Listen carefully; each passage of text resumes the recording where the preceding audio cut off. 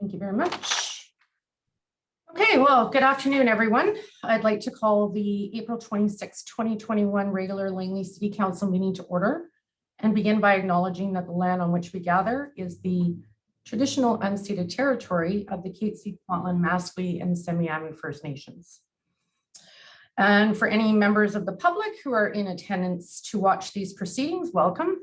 Always nice to have you here. And just a reminder to keep your mics and your camera turned off while you are in attendance. And also just a reminder to everyone to get register to get vaccinated and make your appointment. So I'm Mayor Val Vandenbroek, and with me today I have Councillor Paul Albrecht, Councillor Terry James, Councillor Gail Martin, Councillor Nathan Bahal, Councillor Rudy Storterboom, and Councillor Rosemary Wallace.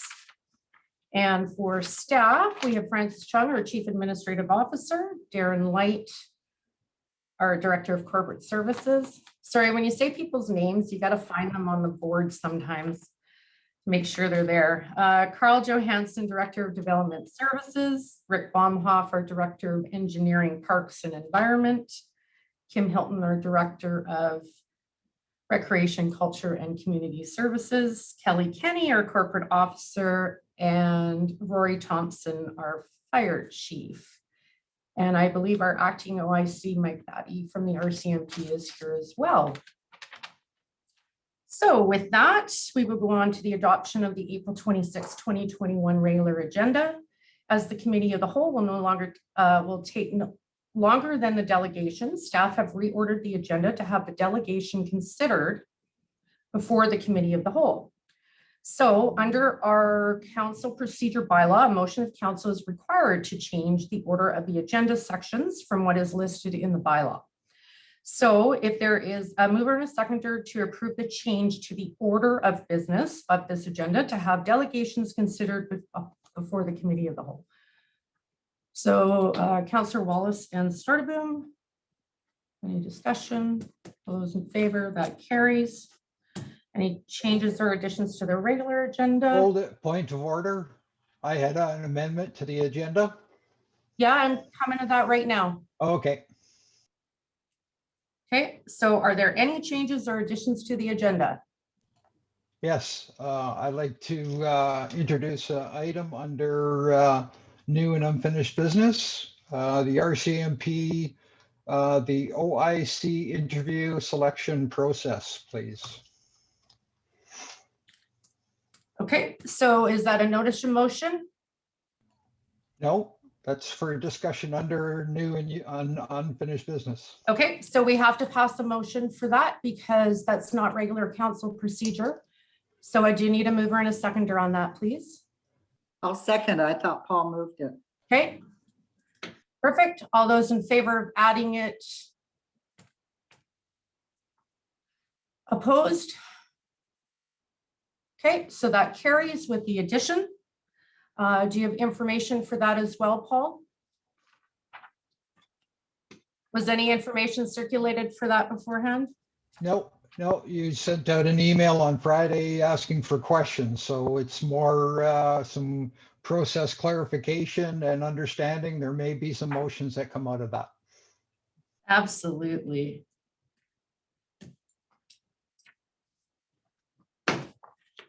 Okay, so with the amendment that the April 26, 2021 agenda be adopted as circulated. All those in favor? Any opposed? We will carry on. Adoption of the minutes, the regular meeting minutes from April 12, 2021, that the minutes of the regular meeting held on April 12, 2021 be adopted as circulated. Any corrections? Seeing none, call the vote. All those in favor? Any opposed? That carries. Public hearing meeting minutes from April 12, 2021, that the minutes of the public hearing held on April 12, 2021 be adopted as circulated. Mover and a seconder. Councillor Storterboom, Councillor Martin, any corrections? All those in favor? Any opposed?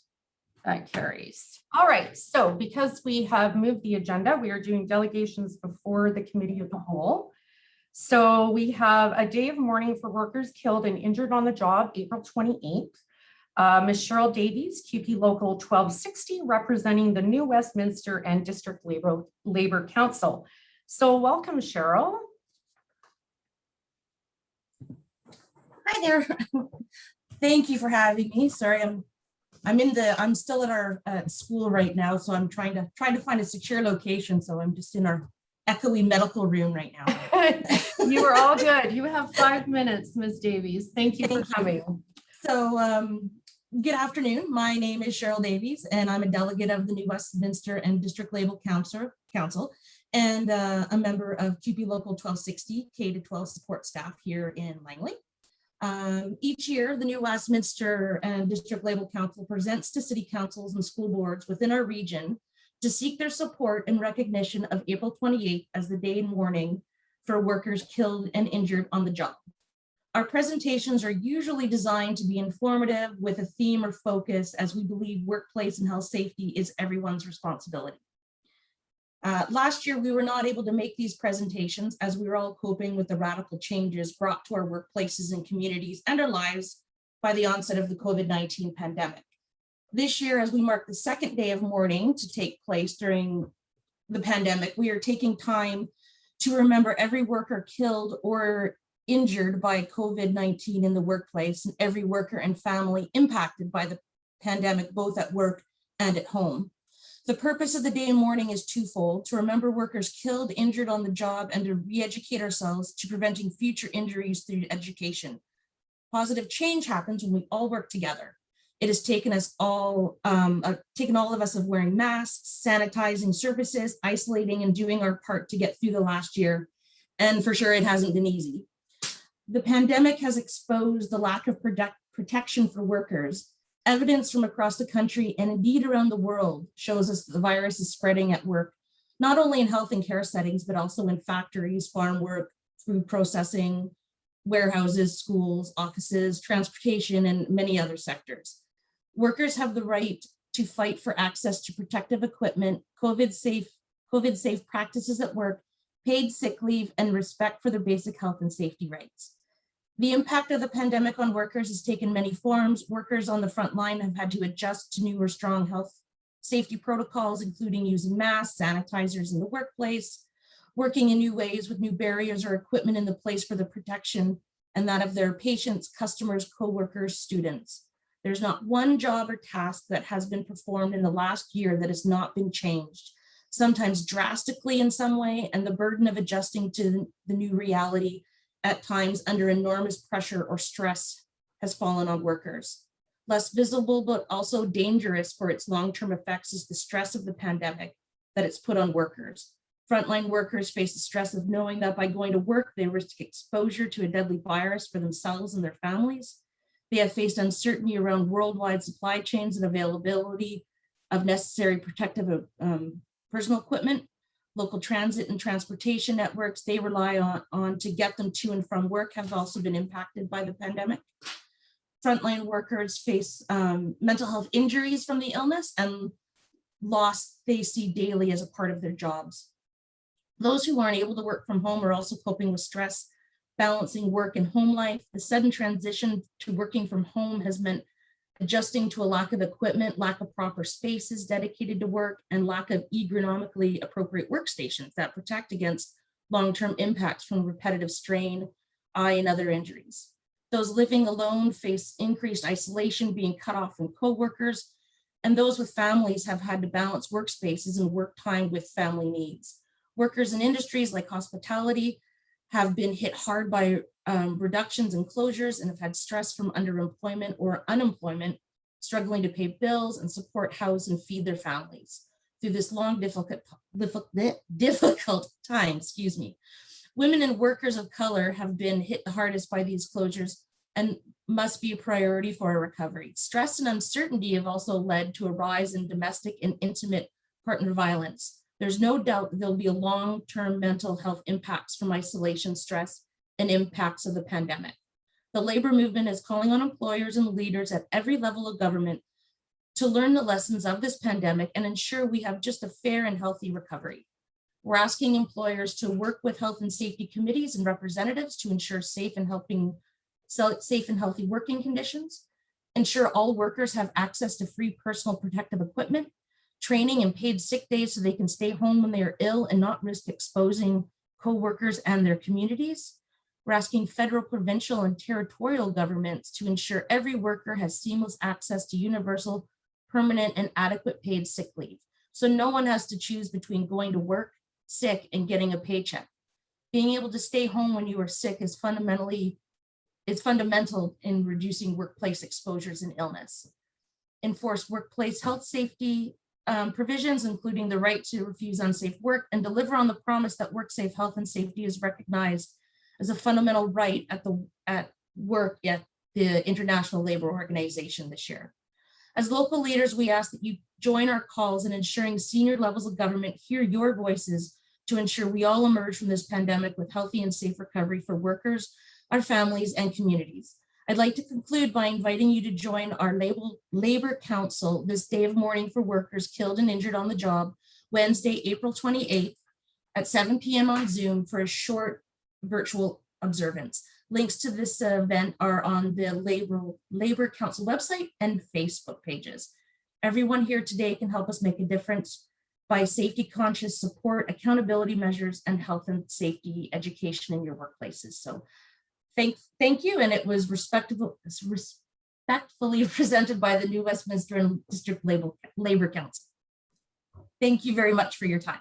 Well, thank you very much, Ms. Davies. It's a very important topic, and we're not over COVID yet. So it would be nice to see some more support for workers, definitely.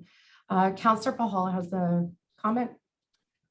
Thank you, Madam Mayor, and through you to Ms. Davies. Thank you for this very timely presentation. I will be attending the memorial on Tuesday, I believe. So I will be listening and learning. For us as local leaders, is there anything specific you think we should be doing? I know we recently became a living wage employer. Is there anything else you think as a city or as a council that we should be doing to make sure we're advocating for free PPE training days and paid sick days? I guess keep just taking it up the chain, just talking to our other levels of government, just making sure that, through you, that you can get to the other levels and just let them know that, we do need more safety equipment, and paid sick days would be great for a lot of employees that, especially those that aren't protected by a union, they don't get paid sick days. So thank you. Thank you very much. Thank you, Madam Mayor. Thank you, Councillor Albrecht. Yes, thank you, Madam Mayor, and thank you, Cheryl, for the presentation. I want to thank you for bringing that forward, and I also want to congratulate the New Western District Labor Council for continuing on in this very important topic. I think it's something that is really, really important, and I too will be attending the virtual event there on Wednesday. And I do want to reinforce that here at the City of Langley, we do recognize the day of mourning. Traditionally, we do a flag raising and a ceremony at our flagpole. So it is something that we take very seriously here at the city, and we'll continue to do so. So thanks again. Okay, you got two more, Councillor Wallace and then Councillor Stortevin. Thank you through the mayor to Cheryl. Thank you so much for your presentation. It's so important, and you shared so much importance to why there needs to be protection and supports. And you touched on mental health and isolation. And if I could just ask you a question, and as far as your union, how is that affecting you and the school district? From working from home, from my perspective, I work in the school system, so I haven't really had too many working from home. I don't know too many of our members that are actually working from home, but a lot of us are feeling the isolation just because certain areas of where you're working, you can't work with your friends, and you're just like everybody else. So mental health has been pretty big with us in the school. Thankfully, the district is really great, and they provide us with mental health and wellness activities. So we have lots of resources, but yeah. Thank you. I'll be attending on Wednesday as well. Great, thank you. Councillor Sturtevant, go ahead.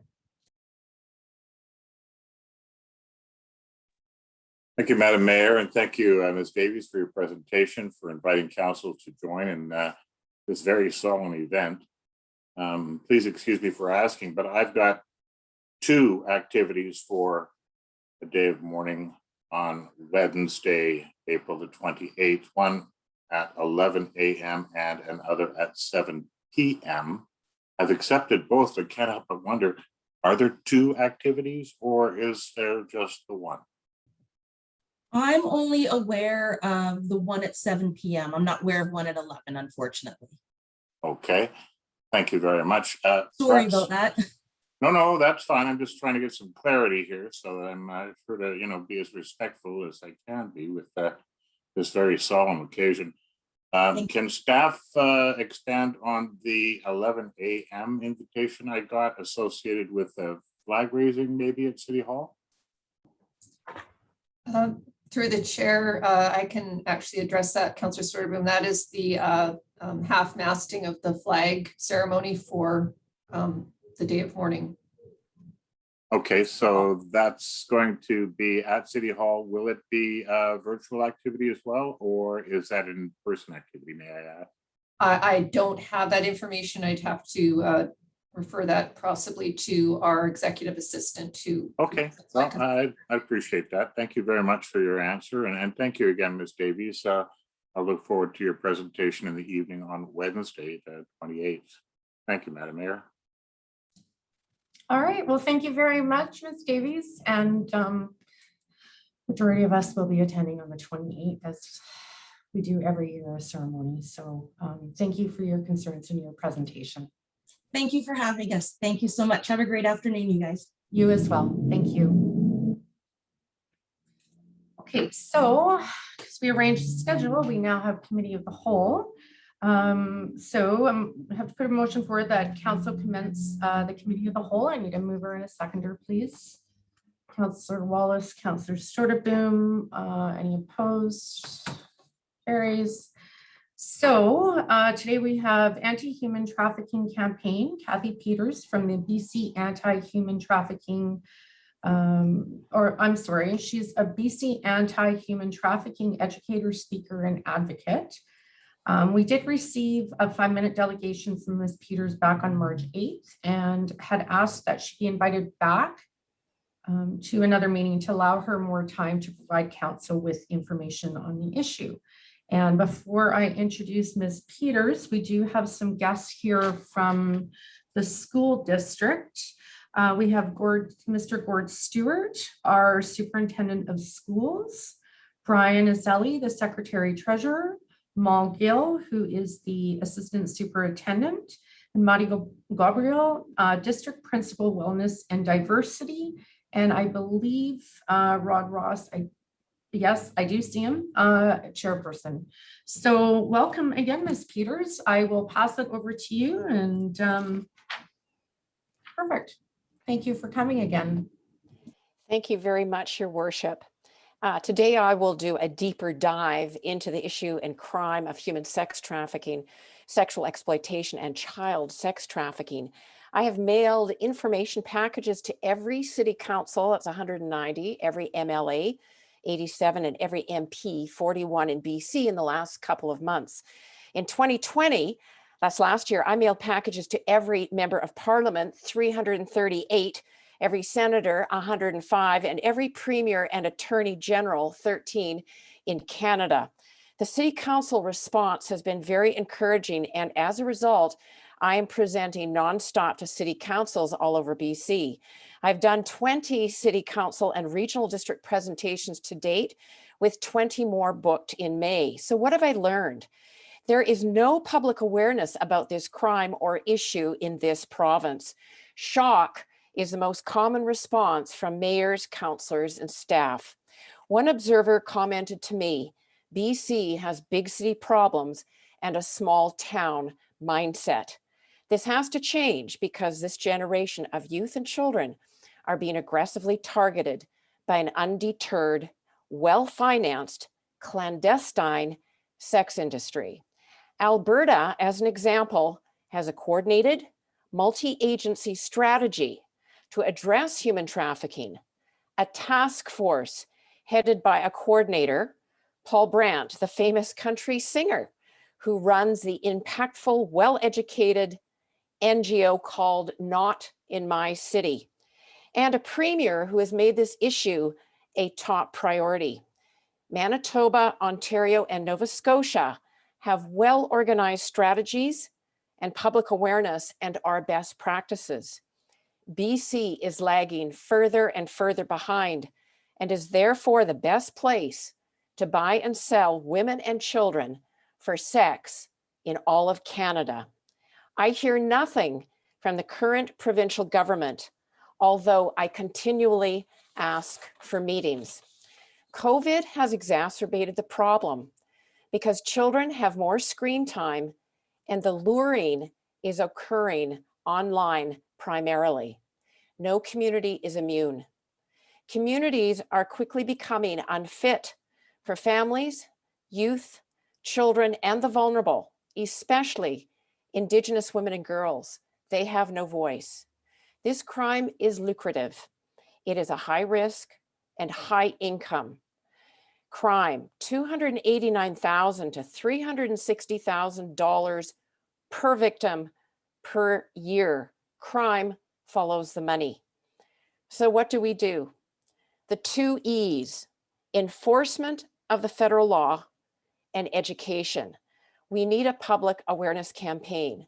2, the 3 P's, politicians, public, and the police. So what is the federal law? It is the Protection of Communities and Exploited Persons Act, which was passed in 2014. So the police would enforce it, so the public would understand it and be able to report it. I did go over this last time, and here is a summary. The law, we call it PSEPA, has 3 parts. Number 1, it targets the demand by targeting and criminalizing the buyer of sex. The predator, trafficker, pimp, facilitator, John, buyer of sex are criminalized. Number 2, recognizes the seller of sex as a victim, usually female, and is not criminalized. Number 3, there are exit strategies put in place to assist the victim out of the sex trade. The law focuses on the source of harm, the buyers of sex and profiteers. A clear statement from Parliament was that girls and women in Canada are not for sale. This comes from the RCMP. This is their campaign, that they are full human beings with dignity and human rights. BC is not enforcing this law in its full intent. It is recognizing the sellers of sex as victims, and sellers are no longer criminalized. So for victims, this is a good thing. Although many officers did find it a useful tool to get women and girls off the street with a chance for detox and a break from the life. However, the buyers of sex can act with impunity in BC. Sex buyers are not being targeted, although VPD did a sting in 2019, charging 47 men who were wanting to buy sex with underage girls. Those stings have since been on hold because of lack of necessary funding and support from the Vancouver City Council, who have a passive stance towards the sex industry. Some sex traffickers have been charged. Most notably is Reza Mazami. He's from my neighborhood, just a few blocks away in North Vancouver. He trafficked over 20 women and girls, 9 of them underage. He has the longest sentence in Canada at 23 years, but I understand he's trying to lessen his sentence and get out. Vancouver is a port city and an entry point into Canada, and along with Toronto is a global sex tourism destination. Vancouver has an out of control gang problem that is getting worse. We don't just have dangerous gangs, they are ultra dangerous gangs. Gangs are involved with human sex trafficking because it's so lucrative. Gangs are recruiting in every high school and now middle schools. Canada is known as a child sex tourism destination. The backgrounder for that information is the Trafficking in Persons Report 2020, published by the US State Department, that researches most countries in the world and summarizes the response to human trafficking. Canada is a tier 1 country, but it has a lot of problems, and the TIP spells out those problems. Member of Parliament Brad Viss sponsored a government petition for me that cites those gaps.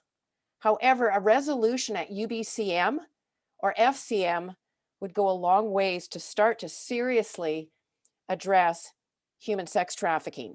Contributing factors are globalization, unregulated technology, no surprise, limited law enforcement, and very little, almost no, prevention education. The sex industry is growing fast and it's targeting children. Children is where the money is, fueled by the internet where most of the luring is taking place. So here are the stats. 13 years old, as I mentioned last meeting, is the average age for recruitment in the sex industry. But it is actually 10 to 12 years of age in the Lower Mainland, and it is much younger for Indigenous girls.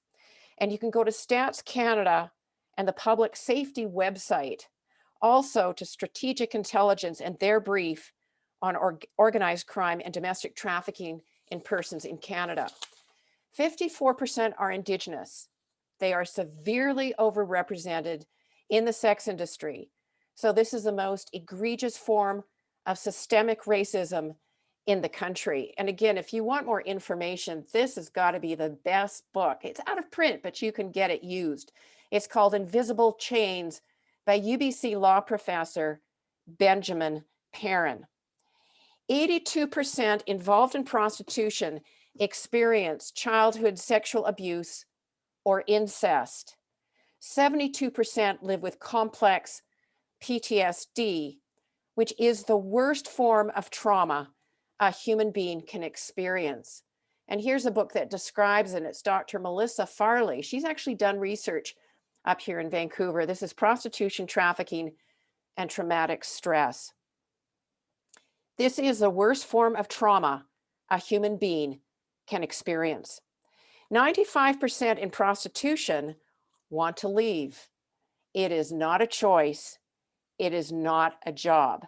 Now, the media are telling us it's called sex work, but it is not sex work. It's not work. It is not a choice, not a job. It is exploitation. 86% have housing needs, so homelessness makes them vulnerable. 82% need drug rehabilitation because drugs and the sex industry go together. So what can Langley City do? I went over a very effective solution last time that gives a message to the sex industry that they are not welcome in your community. Train your business licensing managers what to look for when granting business licenses. Unregistered massage and body rub parlors, nail spas, holistic health centers, day spas, modeling agencies, tattoo parlors, and I'm going to include cannabis and the vaping shops. They're kind of connected with this as well. Escort services, cheap bars and hotels, men's clubs, Airbnb, VRBO, casinos, strip clubs, organized crime clubhouses, and truck stops can all be typical covers for sex trafficking and exploitation. Regarding hotels and motels, Ontario is actually considered best practices globally. In an effort to curb trafficking, they are mandating registration of every guest who's actually physically in the room, not just paying for the room. The best model for addressing human sex trafficking in any community is a strong, compassionate, well-supported law enforcement and an ongoing public awareness campaign. 24-hour wraparound services are needed to keep people out of the sex trade once they've gotten in. Otherwise, they slip right back into it. We have the best in all of North America here in Vancouver. Deborah's Gate with the Salvation Army, and they have a very high success rate. They also have a long waiting list from all over North America, no surprise. Servants Anonymous and Covenant House also provide these services. The key is to get people out of the sex industry so they can stay out. Prostituted persons stay in the industry because they don't see a way out. And drug detox is step number one, along with safe housing. So what we need to do effectively is reduce the demand and diminish the supply. Reducing the demand is done by undermining the businesses that promote the commercial sex industry.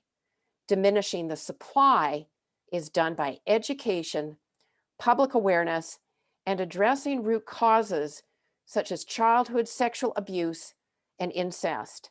An excellent book on this issue is Sex Industry, Slavery, Protecting Canada's Youth by Dr. Robert Christmas. He's a Winnipeg police officer. This is actually his 7-year PhD thesis. And he describes in Manitoba, he really focuses on Manitoba, but there 70% of the Indigenous women and girls are in the sex trade. It's very high, and they're being targeted specifically and aggressively, the Indigenous, again, by sex traffickers from Vancouver. They're really going after Indigenous women and girls in every corner of British Columbia, also the Yukon, the Northwest Territories, and Nunavut. Robert Picton was the serial killer in Port Coquitlam, and is the one example that should tell all the public in BC the sex industry is neither glamorous or empowering for women. Public awareness is desperately needed for our Indigenous and our migrant communities who live with generational sexual trauma and complex PTSD. Stopping the demand for paid sex is key. Now, practically, I want to go back to the Indigenous. They've been asking for forensic nurse training and rape kits in their communities. Fraser Health has one of the best, and you'll love this, forensic nurse programs in all of Canada. Forensic nurse specialist Tara Wilkie has led this team. This health strategy has not been replicated in any other health authority in BC and should be. So you've got the best in Canada in terms of forensic nursing, and you should be very proud of that. Violent sexually explicit images or pornography fuels the sex industry. Here's the expert globally, Dr. Gail Dines, and she points out that men and boys are being targeted aggressively to get hooked on pornography. Men and boys are the key to end exploitation. Vancouver Police Department gave me this line: every man and boy needs to understand there's a sacred part of the woman they have no right to. And I think I mentioned before, I got to mention that statement to every BC Indigenous chief and to Minister of Justice, David Lametti. There is a boy crisis in our culture. Boys need male mentors. The Boys Club Network with teacher Walter Mustapitch is trying to address this in BC. Men who are incarcerated for serious crimes typically, almost never, have a caring, involved father or strong, positive male mentor. Covenant House Toronto cites that traffickers are usually male. Now I'm switching back to traffickers, are usually male, and you're going to be surprised at their ages. They're young. They're 17 to 34 years of age because it's all about money and power. This is a cultural root cause that we need to understand and address. I need to add that more and more girls are also becoming traffickers. Girls are encouraged as young as grade 7 and grade 8 to recruit all their girlfriends into the sex industry, and they are rewarded well for doing so. So I just want to speak to the most common questions I've gotten from city councils. They always ask me, what are your sources, data, and resources? I want to mention we have very little data in Canada in comparison to the United States. The United States, they have data and stats for every single state in the whole country. And we don't even have that for our whole country. So my website is a good place to start. That's why I made it, so that you can get some basic information. And on page 2 are the handouts that I sent you. Also on page 2, I think I mentioned this last time, are 2 teaching workshops. One is for parents and one is for youth. The RCMP filmed those 2 teaching workshops. So if you can share my website with anybody you know, there you've got a great place to start so we can address this crime. I already mentioned the tip report from the US State Department. You can also go to the Federal Public Safety website, Human Trafficking section. The RCMP has a Human Trafficking Coordination Center. There's a National Human Trafficking Hotline number. I gave this to you in your package with a wallet card, but there's a number that you call. And again, it's 24/7 help in any corner of Canada. This is brand new. And what concerns me is a bit is I don't see that this has been advertised very well. So people don't even know there's a place that they can get help, and you can call in anonymously. Provincially, we have OC tip, or also victim link. And I think I included that in your package. And we have the Office to Combat Trafficking in Persons provincially. But I just find over the years, they're contracting their services out, and I find most communities have never heard of them. We also have the Joy Smith Foundation. And what I like about Joy Smith, she is the expert in Canada. Here's the book that she just published last year. It's called The True Story of Canadian Human Trafficking. So if you really want to know what this looks like, she's got the book. Go to her website, the Joy Smith Foundation. You can order it. Anything that she makes from this book goes towards saving people, helping them out of the sex trade. Right to date, she's got 6,200 files of interventions she's done across Canada. And I want to mention, she hasn't done an intervention in BC. Why? The public doesn't even know this crime happens here. Also, I want to mention an organization called vcase.ca. I should have typed it out. VCASE, vcase.ca. They're kind of new as well.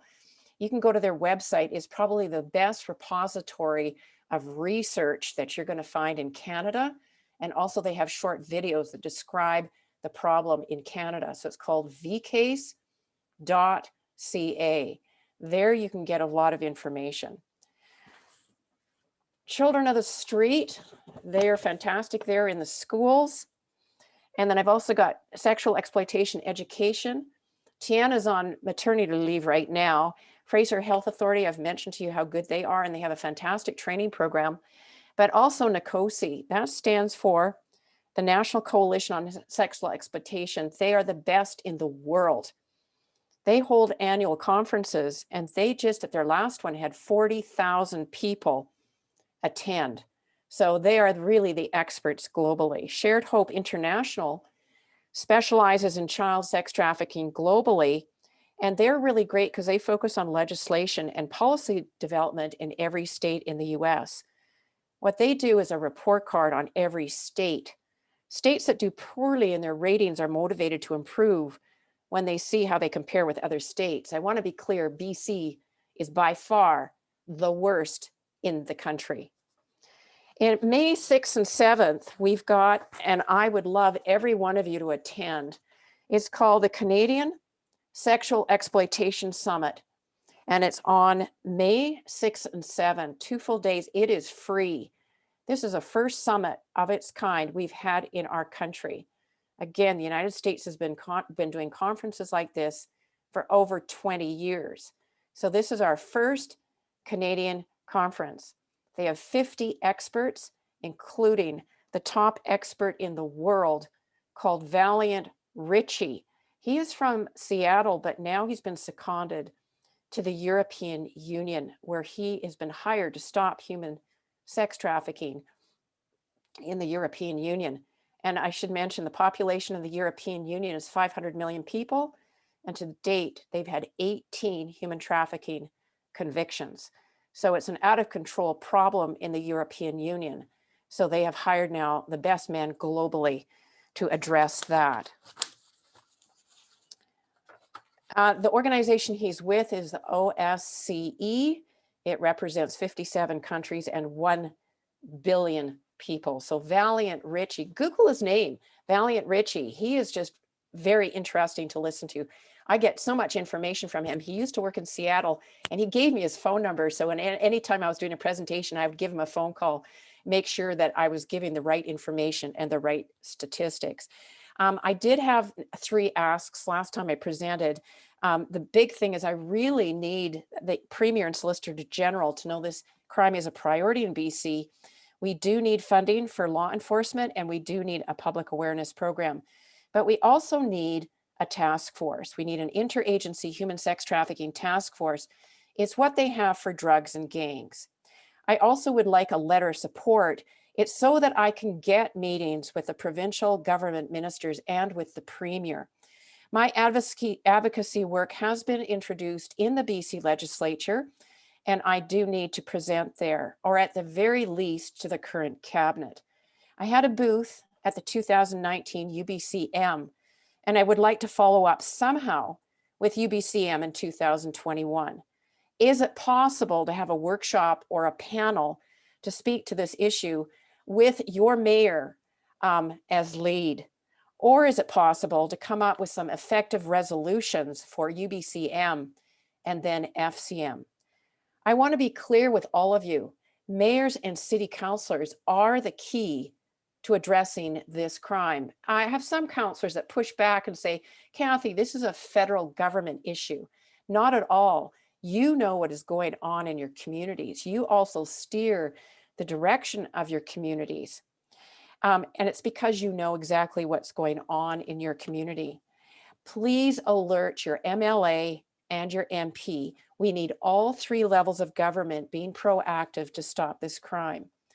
While I focus on the rise of child sexual exploitation and child sex trafficking, it is really important not to de-link child trafficking from adult prostitution, because it's a continuum. Anybody that's an adult in prostitution got into it when they were underage. And what traffickers are doing is targeting the underage. And they know if they get them young enough, they've got them for life. So the scary thing is, imagine targeting a 10-year-old girl into the sex trade. By the time she's 16, she's recruiting a lot of other girls, and she's very, very hard to get out. By the time she's 18, now she's a sex worker, so nobody will help her. Nobody will help her get out. Nobody will offer assistance. So that is a concern. The target age, again, I want to emphasize, is underage. And this is when the majority who are involved in prostitution as adults were pulled in. Again, the sex industry doesn't want you to have that information. Now that's sort of my presentation. I just didn't know how far to go with all of you. It's overwhelming. Quite frankly, I've had counselors start to cry when I present. I've just, the shock has been, I do this all the time. So, and I've been working on this for 40 years. So I can talk about this like I can talk about what I had for lunch today. I know this is a shocking issue. I don't want to overwhelm any of you. What I want to do is empower you and empower your council and assure you there's a great deal City of Langley can do. I mentioned last time too, you're on the border with the United States. When that border opens, Americans come up here for sex tourism. They're aggressive about that because they know they will not get caught in BC. So sex traffickers, sex buyers can act with impunity in British Columbia, and they are targeting our youth, children, and the Indigenous. So maybe I should stop there and ask if there's any questions. Well, thank you for that and following up with the presentation. Any questions for Ms. Peters? I have a few questions. You talked about no prevention education. So do you see the school district doing that? Yes, okay. Now the public awareness campaign, who would you see all three levels of government participating? I seem to remember when I was traveling pre-COVID, there was posters in the bathroom. So when the girls went to the bath, and I remember seeing it at YVR, I remember seeing it, I think Heathrow Airport had it as well, and in Paris. And if you went into the bathrooms, there was a number you could text or pen and paper that you could leave a note for someone as well. I think that was Paris that had that. So do you see that kind of thing? Like, should we be putting those kind of posters in our washrooms? And would we go to that federal site that you suggested to print that off? Okay, this is what I love. Yes, the federal government with that National Human Trafficking Hotline number have got posters. I mean, they sent me hundreds of posters. And the problem is I'm not presenting to councils anymore. I would hand them out to you. Also the RCMP, and I don't know if they do them anymore, that I'm not for sale campaign. I have got giant posters that I used to hand out. So the RCMP, you can go there, the National Human Trafficking Hotline, you can go there. OC Tip should have posters. You can order them all free. And Victim Link have fantastic posters. So at the provincial level and the federal level, there are excellent posters for free that are available. Absolutely. If you go down to the States, typically at airports, bus stops, train stations, anywhere where there's public, in malls, you'll see posters for this kind of thing. They actually have an organization down there called Polaris Project. And they've got a national number that you can phone, and they keep the data and stats. Now, the funny thing about the Human National Trafficking Hotline number that we have here in Canada, I don't know. I mean, they should be collecting data and stats, but I don't think they're releasing them. So that gets a bit awkward. I mean, I'm doing a lot of presentations now where newspapers are interviewing me and saying, where can we get the data? I mean, that hotline number should be collecting the data, but I don't know why they're not releasing. So, and that is, the TIP report has said, data collection is our big Canadian problem. We just don't. So when I present to city councils and they go, what's the data? I go, well, we don't have any. Then people say to me, well, then we have no problem. But then I point to Robert Picton and Amanda Todd and go, we have a really big problem. Now, law enforcement, I work hand in glove. I work as closely with law enforcement as possible. I always let them know what's going on. And they will tell me we are headed for many, many more Robert Pictons. I am a mother bear. I'm a mom. Nobody pays me to do this. I'm a private citizen. I don't have an NGO. This is just my own campaign, because as an inner city high school teacher, I saw this happening so long ago. And I just see it getting worse and worse and worse. So I guess I've just taken this on my own.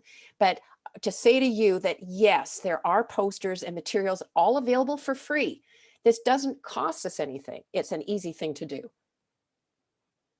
Well, thank you for your passion. I've got one more question and then another comment, and then I'm going to go to Councillor Stortaboom. Do you see CFSEU working with the RCMP in a specialized unit to address this, or because with the gang affiliation? Do you think that should be who should be doing this? Oh, okay. Say that again. I like that question. Just say that again. So CFSEU is the provincial body of government who used to be motorcycle gang and all of that. So now, and they're under the provincial, so they're completely separate from the RCMP, right? So if they're addressing the gang issues, should they not be working with the RCMP unit to address these issues? Yeah, brilliant.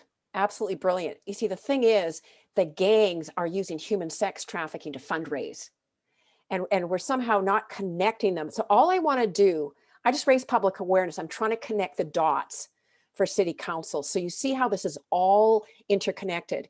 This is now how the gangs are really raising money. And I want to be clear, because I think you have school representatives here. This is happening in our high schools. Probably every single high school in British Columbia is now recruiting territory, as well as our middle schools and our elementary schools as well. And I was going to go into this later, but I think I'll just jump in right now. Pornography has become so easy access with a click of a device. The porn industry is targeting 11-year-old boys. So they're going to try out what they've learned and viewed at their elementary school. The fastest growing crime right now is child on child sexual assault. I mean, the level of this is really mind-boggling. But we can stop it if we start to recognize the fuel behind it, the root causes, and start to address these things. And I wonder if it should be something that the school resource officers should be liaising with.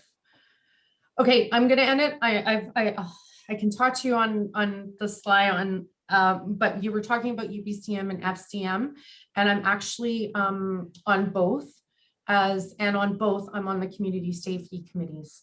So we can always talk online about bringing that forward through the committees on there if you so choose. So Councillor Storterboom, go ahead.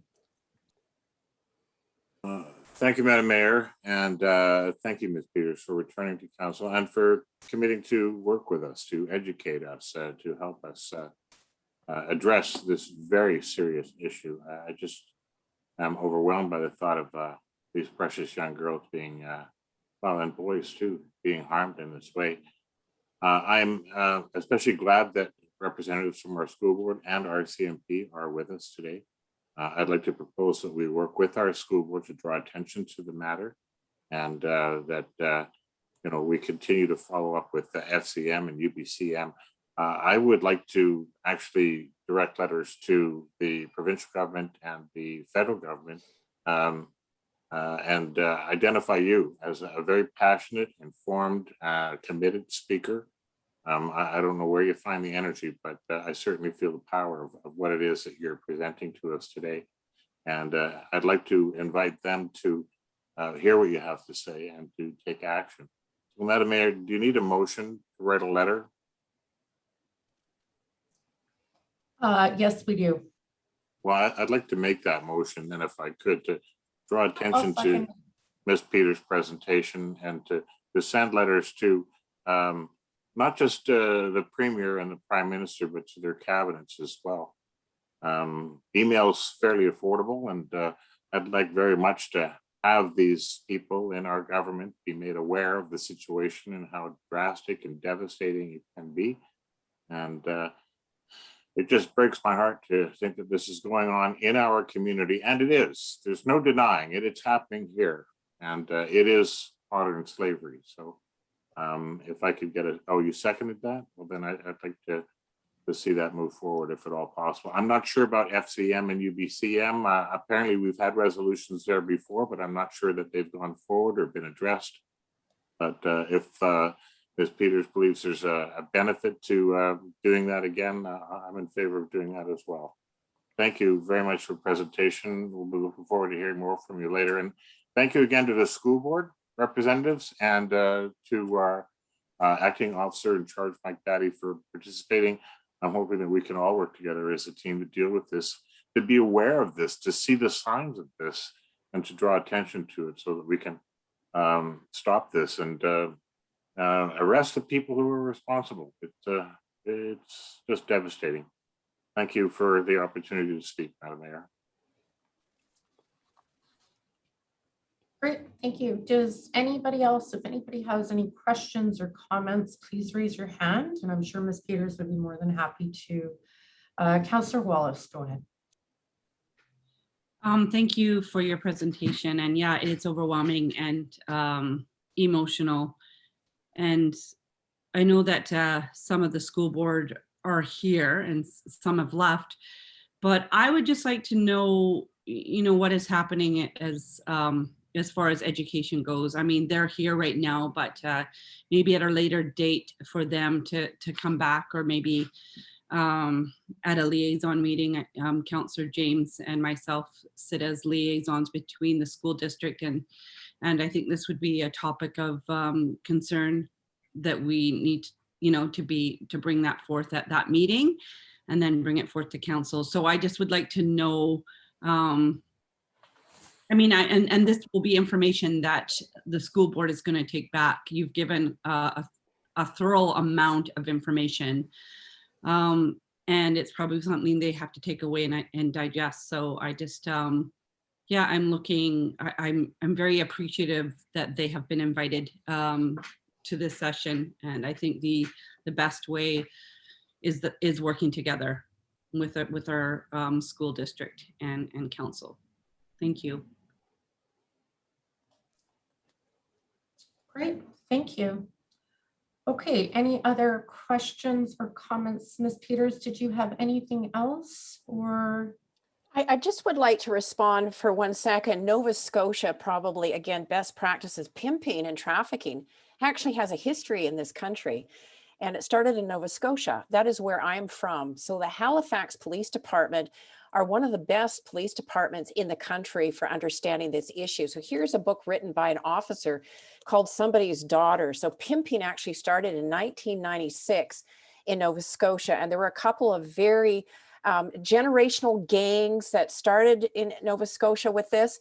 And then they started pimping circles. They would take girls from Nova Scotia to Ontario, Toronto, Ottawa, Montreal, and then back. So what we've got are circles happening. Now, the pimping then has moved its way across Canada. So now that's why it's ended up here in BC. And I do want to just emphasize, again, it is children. I mean, see, the States, they write all these books. We don't have any books like this. This is called Made in the USA, The Sex Trafficking of America's Children. So in the States, they really understand this issue. Here's another book, Renting Lacey, a story of America's prostituted children. Well, how about Canada's prostituted children? We don't have any information on this. And here's a book that is just fantastic. It's called Walking Prey, How America's Youth Are Vulnerable to Sex Slavery. I want to say how Canada's youth are vulnerable to sex slavery as well. So Canada doesn't typically talk about these kinds of things, but that's why I'm doing the work that I'm doing.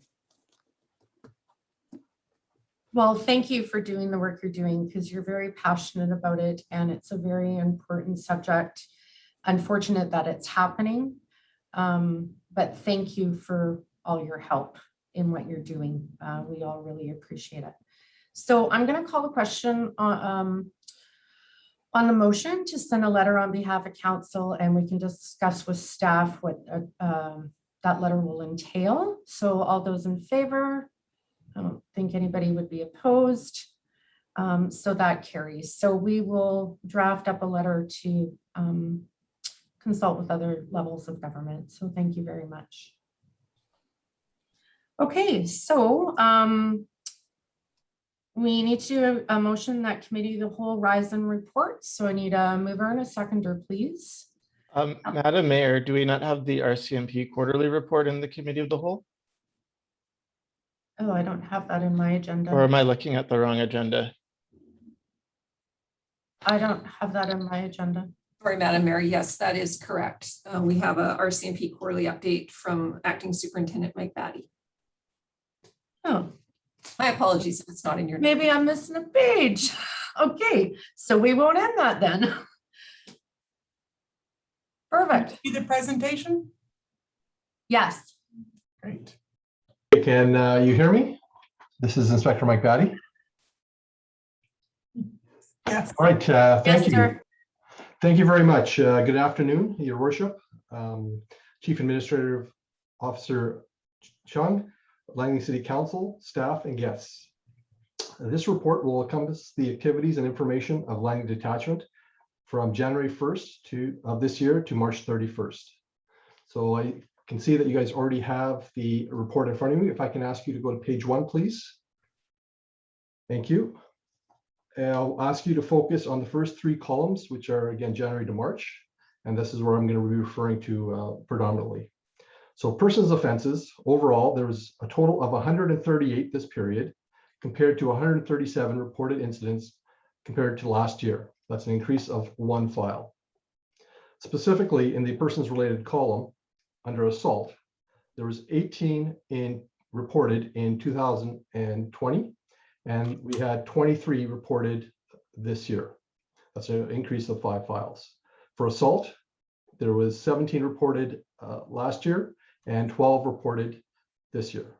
Abductions, we had 0 reported last year, and again, the same was reported this year, 0 abductions were reported. Robbery, which is both personal and commercial, which normally is banks and things of that nature. It could be also other commercial ventures. We had 6 reported last year, and we had 9 reported this year, an increase of 3 files. For sexual offenses, there was 4 reported last year and 6 reported during the same period this year, an increase of 2 files. And for weapons and firearm offenses, we had 18 reported last year from January to March, and 17 files reported this year for a decrease of 1 file. In relation to the property-related offenses, there was a total of 538 property-related calls in the first 3 months of 2021, compared to 661 in 2020. So that's a significant drop of 123 files or calls for service related to property offenses. And that's pretty much what has been shown to happen in the Lower Mainland, according to crime analysis trends done by other detachments and the Lower Mainland District. Specifically for the offenses themselves, break and enter for businesses, we've gone from 96 in 2020 to 71 for this year. That's a decrease of 25 files. Break and enter to residences, we've gone from 13 last year to 15 this year. That's plus 2 files. For auto theft, which is predominantly cars and trucks, we've gone from 43 to 34 files this year, a decrease of 9 files. Theft from autos, which again is normally change, cell phones, things of that nature, is gone from 153 files to 112 files, a decrease of 41 files. Mail theft, this is the one that's kind of strikes out, and to anyone looking at this, we've gone from 15 files to 36 files. That's an increase of 21 files or 140%. Shoplifting, we've gone from 77 files from last year to 60 files, a decrease of 17 files. And bike theft, we've gone from 12 files reported last year to 7 files reported this year, a decrease of 5 files. Again, most of the property crime is trending down from last year. And again, as I've already indicated, mail theft is up. Again, regarding mail theft, I can say that the city's crime prevention task group, led and chaired by Councillor Pachal, and also which has Community Service Manager Dave Selvage on it. We've been discussing matters of how to possibly bring down this trend that's been spiking up. And again, the type of year it has been, with various checks and rebates and things of that nature going as a result of COVID to people, and with identity theft quite prevalent still. That is one thing that has been going up. So we've been getting out messaging through our media relations person, and also through businesses and residences to ensure that people pick up the mail on a regular basis, and also secure their mail delivery systems the best way they can.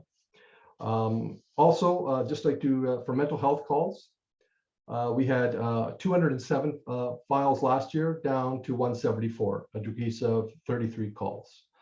Any questions about the numbers before I move on to the next slide? Sir, we have one, Councillor Pahal. Thank you, Madam Mayor. To Acting Superintendent Batty. The mental health column is something that's new for me on council. I don't know if I've seen that one before.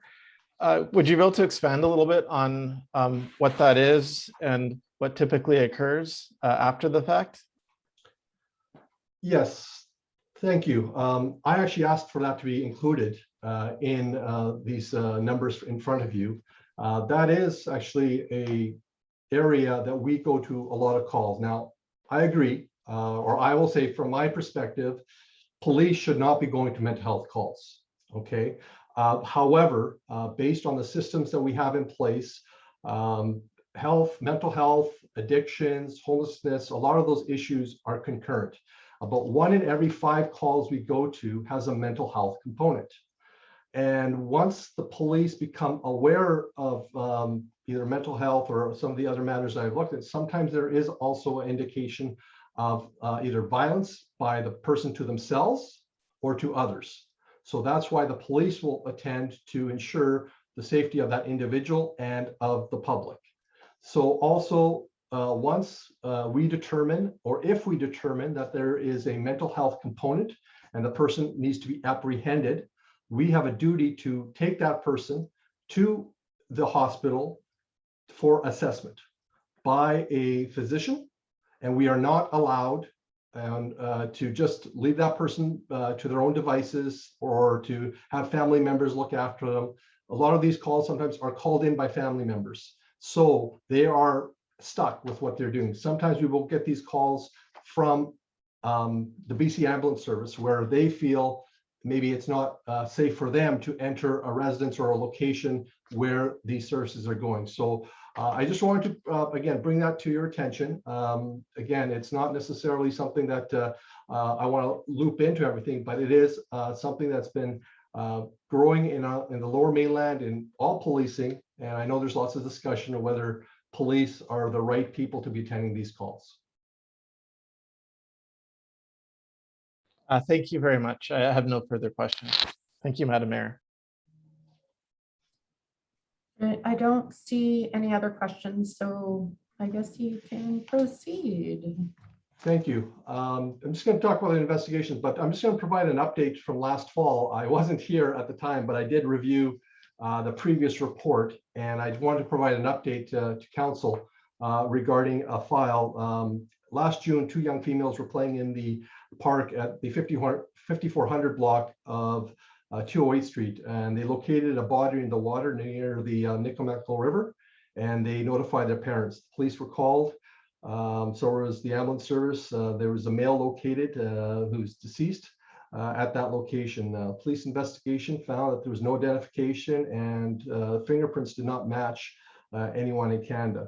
Investigators forwarded the male's fingerprints to the FBI, and after several weeks, the male was identified as being reported from Vancouver. He was reported in early May, but again, due to the lack of identification that was located on the person, there was no nexus to locate the missing person. The BC Coroner Service ordered an autopsy. The results showed fentanyl, alcohol, and cannabis in the male's system. The male was known to be homeless and an illicit drug user. The male's family, unfortunately, they had been the ones that called in. They hadn't heard from him for a while, and that was not as normal as normally would be. So they were notified, and it's one of those things that it did bring some closure to them, but obviously is not the type of news that we like to relay. So there's no evidence of any type of foul play, but that was a file that I just wanted council to be aware of, that we investigated, and we did hopefully provided some closure to that family.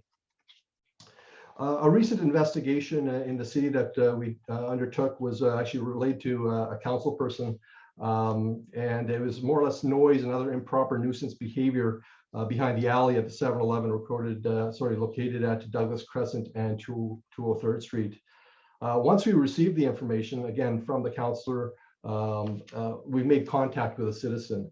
I think she was kind of a little embarrassed to talk to us, or didn't think that we would come. But we explained that we were interested in speaking with her to finding out exactly what was going on in this area. Once we got that information, we developed a plan with our frontline policing officers and also with our community police members to conduct some foot patrols and extra patrols in that area. And within a week, we made contact with the complainant here. She was so happy with our response. She wrote the detachment a thank you letter, indicating just how happy she was. The investigators asked her and her fellow residents to call the police rather than just keep quiet or to only post their concerns to Facebook. Sometimes that the public thinks that the police are monitoring Facebook. We do have Facebook accounts, but we don't get all our information from there. So again, all I can ask, again, if anyone is listening to the public, please, if there's a concern you have in the community, call us.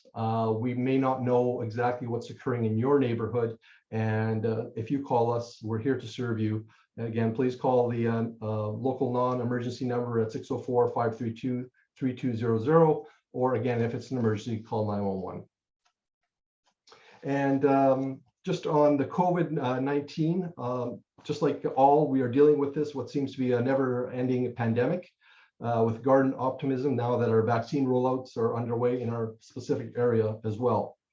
Thankfully, we've only had a handful of positive tests for our employees. What I can share with you that they are all recovered or are recovering at home. No one has been too seriously ill requiring to go to the hospital. The majority have returned to work or will be returning to work very, very soon. We have staggered our shifting patterns, so not all employees are in the detachment, change areas, and meeting areas at normal levels pre-COVID. Again, we are a 24/7 service, so we do still have to provide service and have the appropriate people that to do the work, including our operational communication staff, our victim services staff. They're all part of our big team that we run at the detachment, but we do our best to ensure that we keep our distance and things of that nature. We've reconfigured our meetings and lunchrooms to reduce the amount of people using the space at one time, limiting our face-to-face meetings and limiting those that are in attendance. But it's, again, ensuring that the appropriate people know and using other communication devices to get the messaging out. Again, mandatory mask wearing in common areas in the detachment, frequent hand washing, and appropriate physical distancing is constant messaging that all employees receive daily and will continue to receive. Resourcing, just quickly, we haven't had a lot of success with new members coming to the detachment from our training facility in Regina, Saskatchewan. Our training academy was closed temporarily last fall due to COVID concerns. It has since reopened. Normally, a troop consists of 32 people who train for 26 weeks in a fairly confined area or on barracks. And if you've seen any of the military shows, it kind of gives you a sense for what that it can look like. There can be anywhere from 13 to 20 troops graduating in what we consider a normal year. The total number and size of the respective troops has been purposefully limited to reduce potential COVID exposure during training. So like any position where there are stringent job and training requirements, not all have managed to be successful, and one or two have decided that policing was not the career stream for them. Due to some other vacancies, including maternity, paternity, long-term sickness, we've also had to face some vacancies to our frontline uniformed policing. That's the officers that come to your homes or go to your businesses to deal with most of the calls that come across to our OCC operators. We've had to repurpose and redeploy personnel from our other internal units to fill these gaps in our frontline response to ensure there is no response or gaps in our service delivery. Hopefully, when additional help comes from depot and we have members return from our various types of leave, we can again staff some of these areas where we've moved our officers from. We will continue to provide policing service that Langley City can count on and deserve. Thank you for your time. Great. Well, thank you for that presentation. Any other questions or comments for Mr. Batty? Go ahead, Councillor Sturban. Thank you, Madam Mayor, and thank you, Mr. Acting Superintendent Batty. I appreciate your statistical information, the information that you brought to us today to give us a snapshot of what's happening in our community with regard to RCMP policing services. Just a couple of questions, really. First, I just want to be sure that, you know, the members of the detachment are safe, and I'm not sure if you've covered it, but I'm curious to know if you've all had your shots yet or if you're still waiting. We were able to get some links from Phaser Health last week. So those went out to the detachment. And again, vaccines being what they are voluntary. And again, there is some privacy that's also required on it. So those that have wanted to do that, I have discussed it at the briefings, and I do believe there's been a positive response by the membership for that. Thank you very much for that update. I think it's really vital that we keep our frontline service responders, emergency responders, local heroes safe, especially during this time of COVID and, of course, the pandemic and the opioid crisis as well.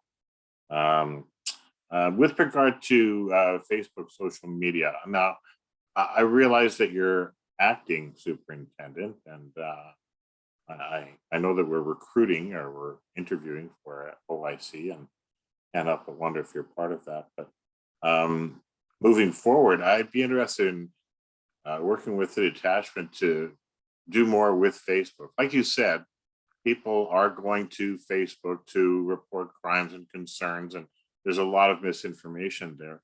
I just think that it would be beneficial to do more with that. I mean, if that's where people are going, then that's where we need to go to hear from them.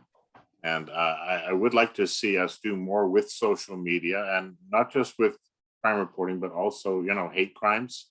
I know that there's some groups on there that are recruiting for all kinds of activities, including human trafficking and, anti-immigration and far right-wing extremists and paramilitary groups and that sort of thing. There seems to be a lot of anger and hatred leaking out of America right now. And some of our people are picking up on that. We need to shut that down as best we can. Is there any opportunity for us to do more with Facebook, Superintendent? I can tell you that we do have a Facebook account, the RCMP does. We also have a Twitter account. Again, I do agree. The police can be doing a better job communicating through social media. This is one area that we've been slow. I do believe having maybe a dedicated communication strategist would help because it does take time intensive to communicate with people back and forth. We also have increased, last year we started our online crime reporting. That's a different way for people to report incidents to the police. So not just the traditional pick up the phone and call the police.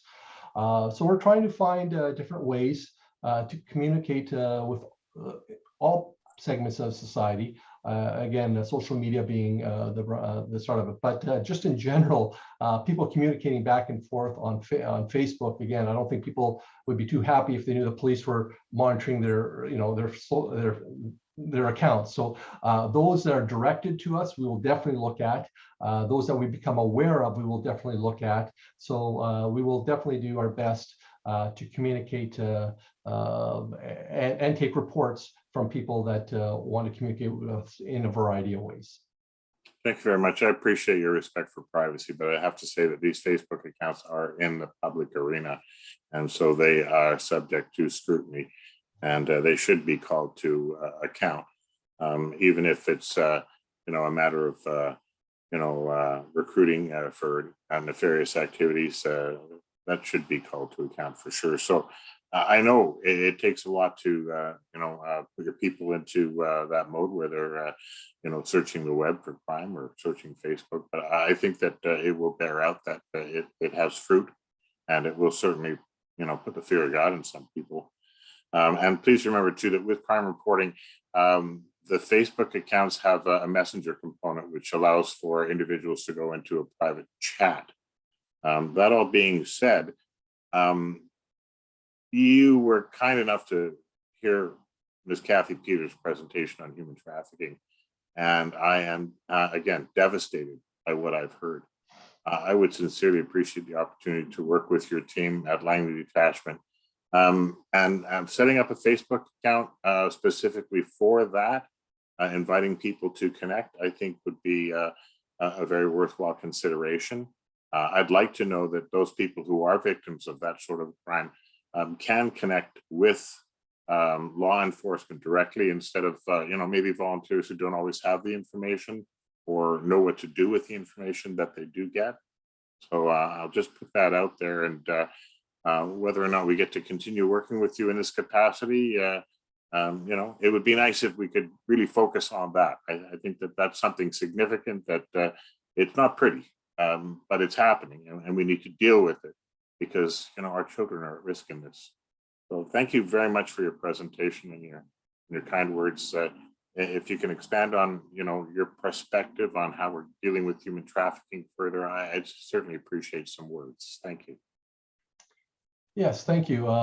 I can tell you that being the father of 3 daughters who are teenagers, it's very important to me, the messaging that they receive, not only in social media, but in the public, and the type of responses they have.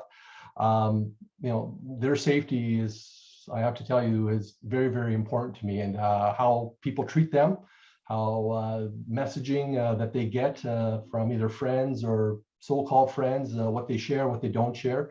But I also believe, as much as I'm as a father, saying that the schools have a very important, big part to play in that, because you can do so much at home, but then so much at school, and then so much through social media and things of that nature. So I thanked, I've heard Miss Peters speak with before, very passionate lady, very informative, comes to us with a lot of information. And I do believe there's a place for the information and the ways that she's indicated to get posters out, to get communications, because anything like anything else, it's a public awareness.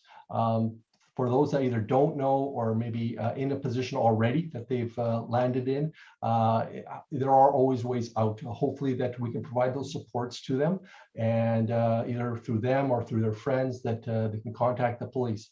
And when I said, the RCMP, well, there are people out there that are monitoring Facebook. But all I'm just saying is it's too wide to capture everything. So again, we're reactive. So that's what I'm saying. If someone becomes aware of something, it's best to let us know. And again, some of those other high-profile ones where there is human trafficking, there is a human trafficking unit based out of Ottawa that monitors the internet. We do get a lot of our reports from the Integrated Child Exploitation Center in Ottawa that are specific to the Langley area or other jurisdictions. We will follow up with any type of information they provide with IP addresses, things of that nature.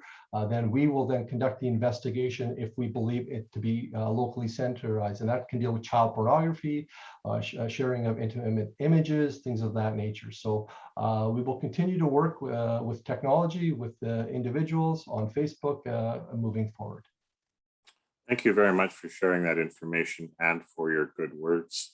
I'll hope that we can partner together specifically on this moving forward. Thank you very much for your presentation and your words, Acting Superintendent Patty.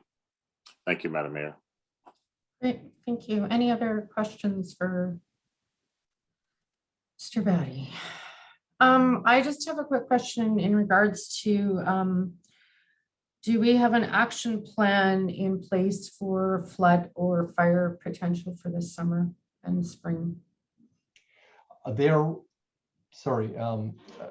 Your Worship, that question we just discussed with our Lower Mainland District Office. They are currently working on that.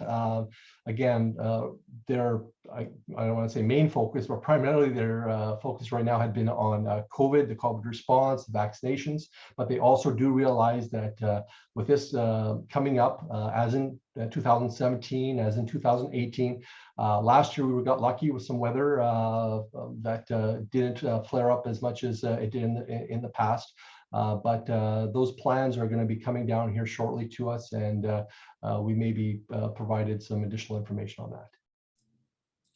Great, thank you very much. I don't see any other questions, so I guess thank you, and we will see you later on in the meeting. And I guess those that want to leave the meeting and come back later for the later one, there's going to be a link sent to you by staff to join the next meeting. I know that sounded code, but that's for the closed meeting. So thank you. Okay, so no other questions. Motion is that Committee of the Whole rise and report. I need a mover and a seconder. Councillor Wallows, Councillor Stodeboom. Anybody opposed? In favor? That carries. Okay, and Miss Kenny, did we need to do another motion for that letter, or was that satisfactory? So Madam Mayor, so this was made at Committee of the Whole, which is a committee of council. So it would be appropriate under rise and report. It's the committee is reporting to council. So now council can consider the recommendation from Committee of the Whole and can pass a motion. And if you like, I can put forward that motion for consideration. Perfect, thank you. So what I have is that a letter be sent on behalf of council to the Premier, Prime Minister, and the respective cabinets to make them aware of the issue of human sex trafficking occurring in all provinces of Canada. excuse me if I may, I would like to include the fact that we'd like the representatives from provincial and federal government to be aware of Ms. Kathy Peters. She's given us an excellent presentation. I'm sure she's more than capable of giving them the best possible information so that they can make choices on our behalf. Sorry. Can we include that? Can we include that to invite them to connect with Kathy Peters? I'm sure Ms. Peters doesn't mind. She seems to be happy to share the information that needs to be shared with anybody, and she does an excellent job with it. Certainly through the chair to Councillor Storteboom. So maybe I'm misunderstanding. So it's not that council is making them aware, but to advise that we've received a presentation from Ms. Kathy Peters and invite them to connect with her for more information on this issue. Thank you. I think it was kind of a double-barreled thing, expressing our concern to take action and to ask for a conversation with Ms. Peters. Is that okay? Certainly. Thank you. Thank you very much. Did you want to reword that right now, Ms. Kenny, or I'm typing it as we speak. So a moment. Sorry, I don't mean for it to be confusing at all. I just no, that's okay. Just got to take our time. appreciate it. Thank you. Thank you, Madam Mayor. Okay. So that a letter be sent on behalf of council to the Premier, Prime Minister, and their respective cabinets expressing council's concern regarding the issue of human sex trafficking, which is occurring in all provinces of Canada, and invite them to connect with Kathy Peters to receive a presentation. Yes, please. And I'll second that again. So Thank you. okay. Thank you for writing that up, Ms. Kenny. All those in favor? Any opposed? Okay, that carries. Thank you for that, Ms. Kenny. Okay, on to Mayor's report. Next upcoming regular council meeting is May 10th, 2021, and the next regular council meeting after that is May 31st, 2021. We now have a recreation update with Kim Hilton, our Director of Recreation, Culture, and Community Services. Thank you, Your Worship and members of council. I assume you can see my presentation. First go today. Whew, we're making progress. All right, this is the update for Recreation, Culture, and Community Services for April. I'm happy to say that we are offering some additional ABC 1, 2, 3 classes. This is for 2 to 3-year-olds. It's really to prepare the children, the toddlers, for preschool. Often it's the first time they've been away from their parents at a program, and so it's a lot of fun. We have a great instructor, and they're learning different things like colors and numbers and letters and shape in a fun learning environment. So we have a session starting on May 5th, sorry, and then another session on June 2nd. So these are 4 weeks in length. They're an hour, and they're based at a Douglas Recreation Center. So you can go online to our Langley City website at langleycity.ca to register through our ActiveNet, or you can phone 604-514-2940. Excuse me.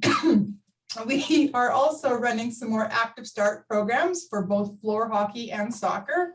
This is parent participation for 2 to 3-year-olds and individual for the 4 and 5-year-olds. They run on Tuesdays. One again is starting May 4th, another session on June 1st.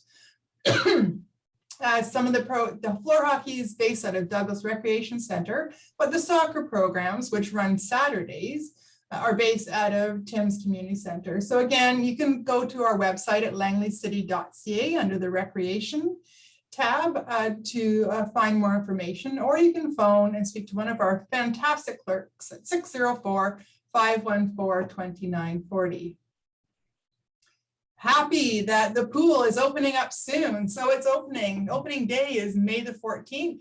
And we are also really happy to say that we will be offering swimming lessons this year. and not the same capacity or the same numbers in the classes, of course, because we're following all the guidelines from the province and our sporting associations, but we will have swimming lessons. We'll continue with the public swims against a great reduced capacity, our length swim and our aquafit. Aquafit does have to stay low impact, low intensity, but the pool will be open on May 14th. The staff are there busy working to clean the pool and get it up and running. Our supervisors start the first week of May, and then the rest of the staff come back later that week and starting the second week. So you will need to pre-register for everything. And again, you can check langleycity.ca, the website, for more information, or you can phone 604-514-2940.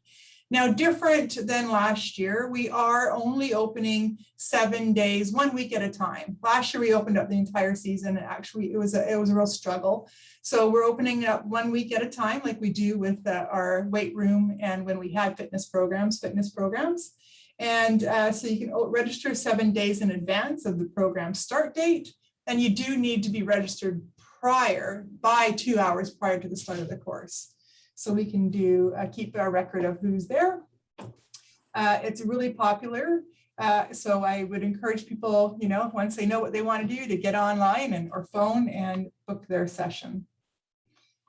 Like the little guys, we have the fundamental sports programs for ages 6 to 12. Again, we have the fundamental basketball and the fundamental soccer. We have a session in May and a session in June. So once again, langleycity.ca or 604-514-2940. Wow, we offered the Healthy Living Bag last month, or maybe it was this month, sorry. It was very popular. And we got a lot of stuff for our $5. I did purchase one to see what it was going to be like. And we are continuing with that program in conjunction with Langley Meals on Wheels. They're the ones that are actually stuffing the bags and dropping them off. We're doing the registration for it. So you do need to order by this Thursday for next Tuesday already. May 4th is the pickup date here at Tim's Community Center. So you can phone 604-514-2940, or you can phone 604-514-2865. And again, you can do online as well at our city website. Pickup hours are from 11 a.m. to 8 p.m. on the Tuesday here at Tim's Community Center. We keep them for one additional day after that. They're not refrigerated or anything, so it's important that you get here that day or the day after. We don't have the capacity to store all the bags in the fridge longer than that. 59th annual, I can't believe it's 59th annual Langley Walk. Feels like we just celebrated the 50th, but clearly that was 9 years ago. And much like last year, it'll be, you can do it at your own pace. You can register starting May the 1st, which I think is Saturday, by sending an email to events@langleycity.ca. So we're encouraging the city and the township working together here. We're encouraging that our communities go out and walk 5 kilometers, within their own space, try a new trail. There's some fabulous trails out there, both in the city and the township. And once you have completed the walk, you can give us an email. And there's only a limited number. I'm going to say 600, but crests, but they'll be sent out to the first group of people that have registered. So that's May 1st to May 31st. So that's exciting. And we have a few days left of our pitch-in month. And I have seen on social media people that are out there. I think I saw Councillor Wallace and her husband out cleaning the parks with pitch-in bag in hand, I do believe. So you can register online, langleycity.ca, or you can phone at 604-514-2940, or you can come down to Tim's Community Center. We do have pickup bags. A little bag put together with some biodegradable plastic bags to put all your garbage in, some gloves, and those sorts of things. And we encourage people then to email events@langleycity.ca to let us know when you've completed the cleanup and how many hours, so we can kind of track how successful we're being with this program. And it is in conjunction with Pitch in Canada. And then everyone will be entered for a $50 downtown dollars draw. So it's just a random draw of all the participants. So that's right through to April 30th. And we have one of our staff here has been very diligent in promoting our Point of Pride program. And this couple here have been phenomenal. I think we've had a few emails from members of council who have seen them downtown cleaning up. I think it's daily. So kudos to them. And you can see that our numbers went up dramatically in 2020. So in 2019, we had logged 379 hours, and in 2020 it was 873 from all our volunteers. We've grown with 5 new members, either individuals or groups that have volunteered for our program. It is adopt a park, adopt a street, adopt a trail, and we call it our Point of Pride. We have a lot of pride within our city. Some of our short and long-term goals for the program, we're looking to secure some more environmentally friendly garbage bags. We are hopefully Pitchin will hopefully give us a contact there. Increase our community program awareness. Our staff person has been very active on social media, posting pictures like this one to send out kudos and make people more aware and grow our numbers of our program. And Roaming Rascals is a parent participation program, and in the past it's been packed.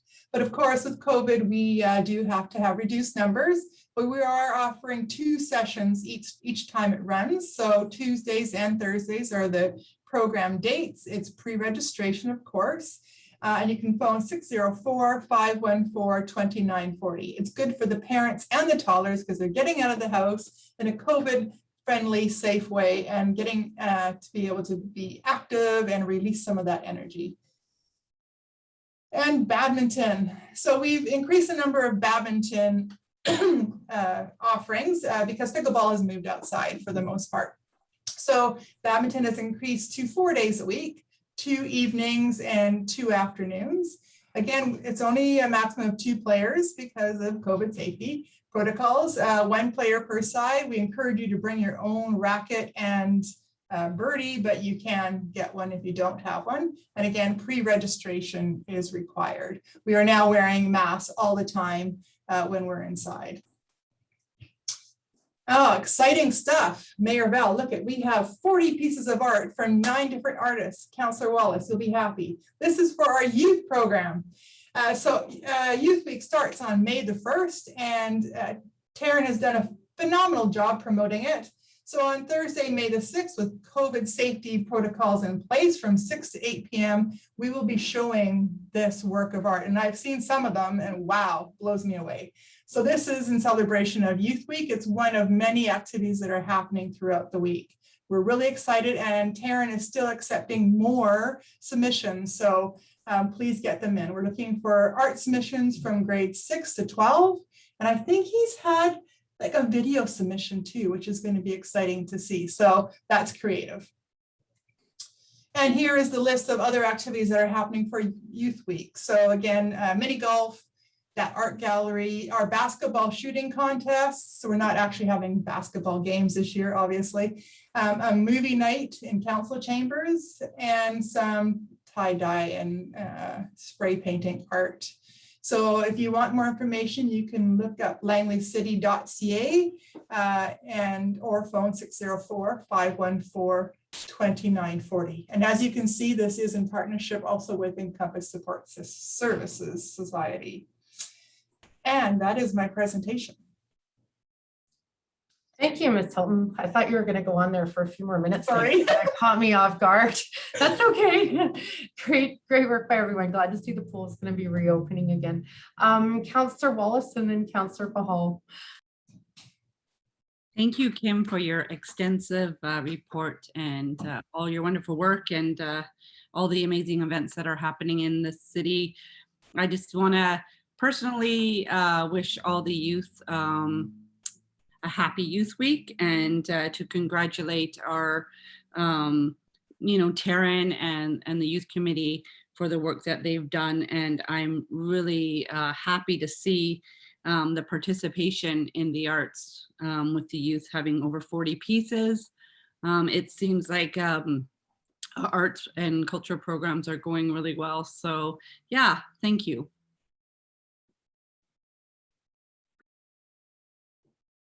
Councillor Pahal, go ahead, please.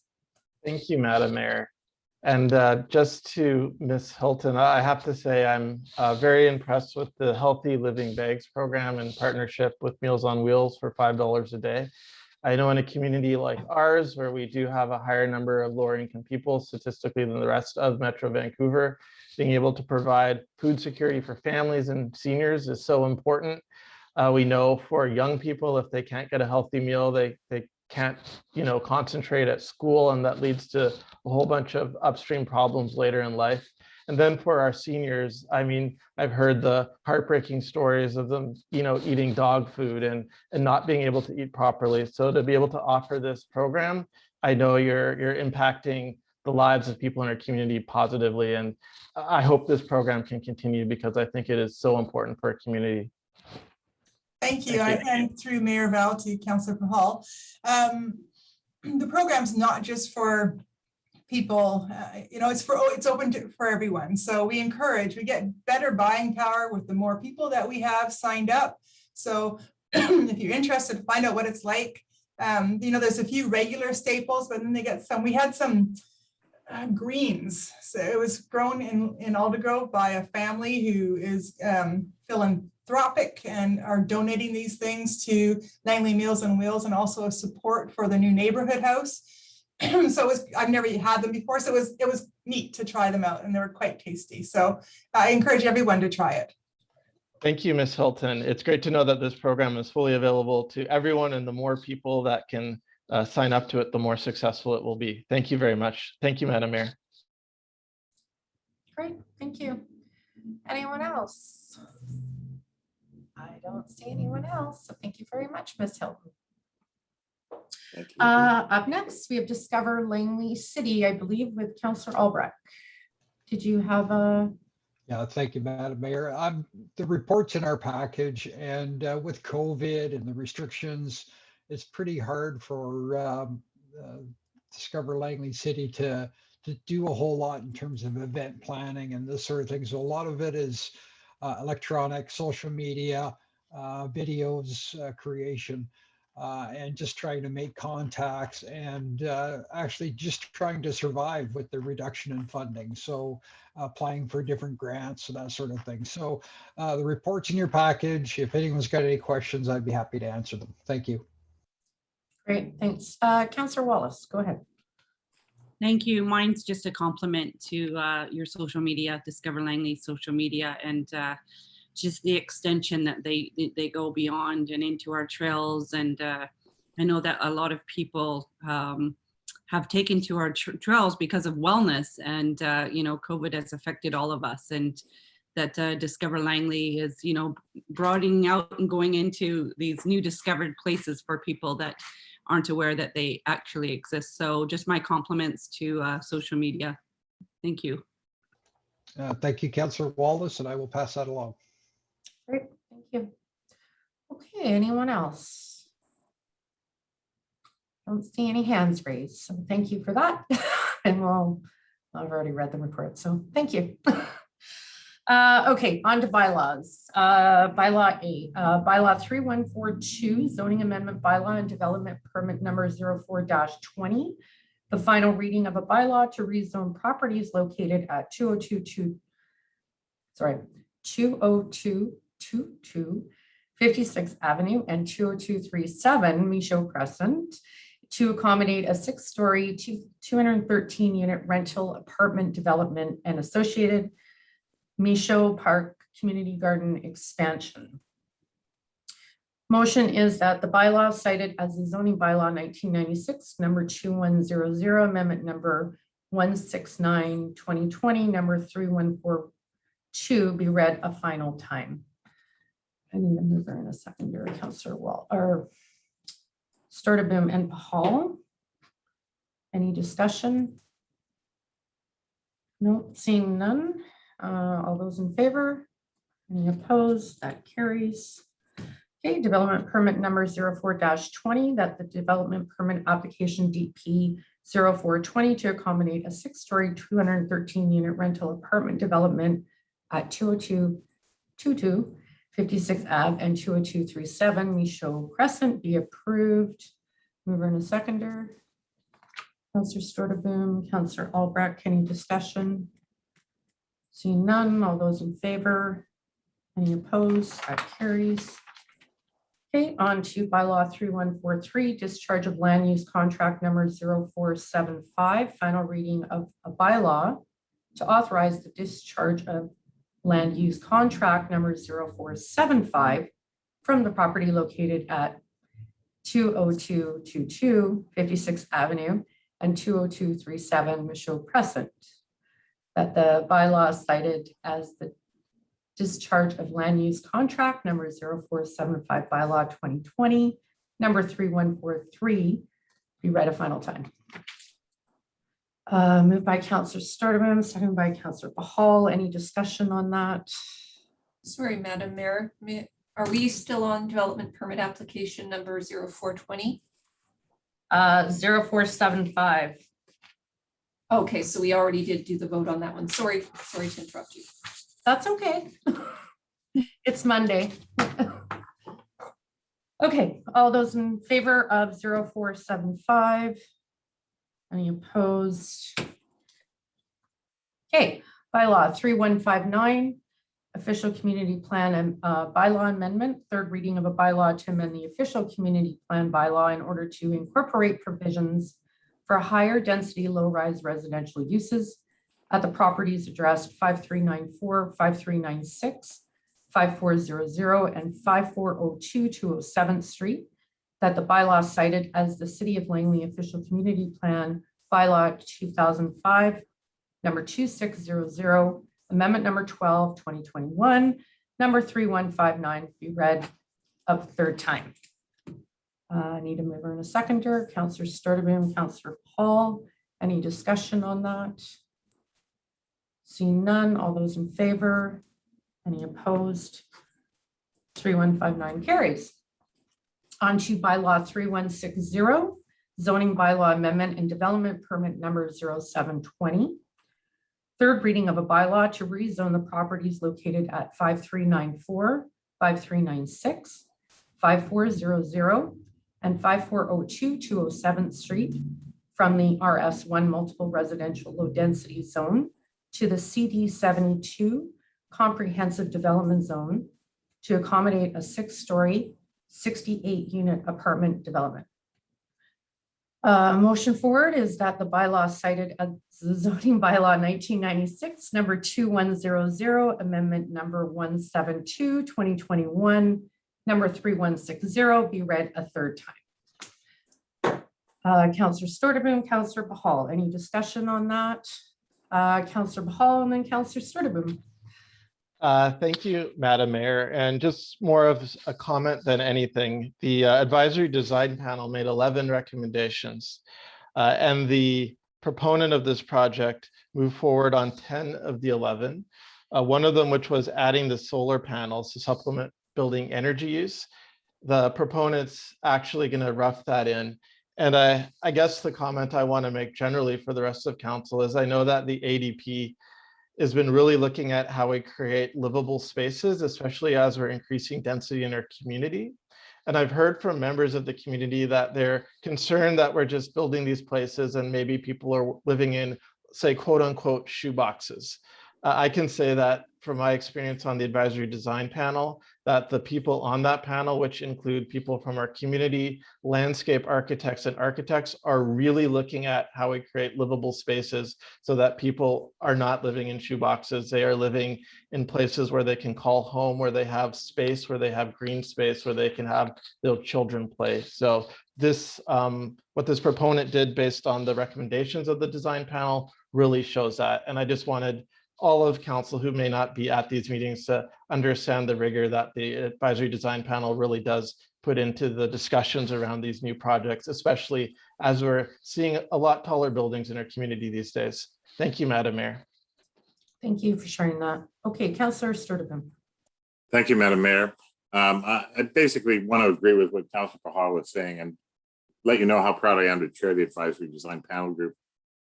These are excellent representatives of their various fields of endeavor who provide us with the most up-to-date and insightful information that we can use to work with developers to make their projects as community friendly as possible. I especially want to thank the Langley City Director of Development Services and Deputy Director, and Anton, the clerk that works with them. I think you guys are doing a really, really great job in fielding these opportunities and bringing them to the advisory design panel, and then working with the recommendations, trying to get a handle on what it is that these people want to see, and then working with the developers to basically make them happen. So my compliments and my gratitude for being a part of the team. I'd like council to know with Councillor Pahal that this is an excellent group, and they're doing a lot of work right now, but they're getting it done. And I'm really proud to be associated with them. Thank you very much, Madam Mayor. Great, thank you. Anybody else have comments? Okay, I will call the vote. All those in favor? Any opposed? That carries. Okay, on to E, bylaw 3166, tax rate bylaw, first, second, and third reading of a bylaw to levy property value taxes for municipal purposes for the year 2021. That the bylaw cited as the 2021 tax rate bylaw 2021 number 3166 be read a first, second, and third time. I need a mover and Councillor Sturtevant, Councillor James. Any discussion on that? No, I don't see any hands. Okay, we'll call the vote. All those in favor? Any opposed? All right, bylaw 3162, tax penalty addition bylaw. First, second, and third reading of a bylaw to amend the tax penalty addition bylaw. That the bylaw cited as the tax penalty addition bylaw 1983, number 1267, amendment number 4, bylaw number 3162, be read a first, second, and third time. Need a mover and a seconder, please. Councillor Sturtevant, Councillor Paul, any discussion on that? I always think 1983 was such a long time ago, but it really wasn't. Okay, call the vote. All those in favor? Any opposed? That carries. Bylaw 3165, zoning amendment bylaw and development permit number 08-20, first and second reading of a bylaw to rezone the property located at 5609 201 A Street to accommodate a 5-story 62-unit apartment development. And I believe there you are, Mr. Johansson. You want to say a few words? Go ahead. Yes, thank you, Madam Mayor. Good afternoon, Mayor and Council. This proposal at 5609 201 A Street involves a 5-story residential apartment building with 62 units.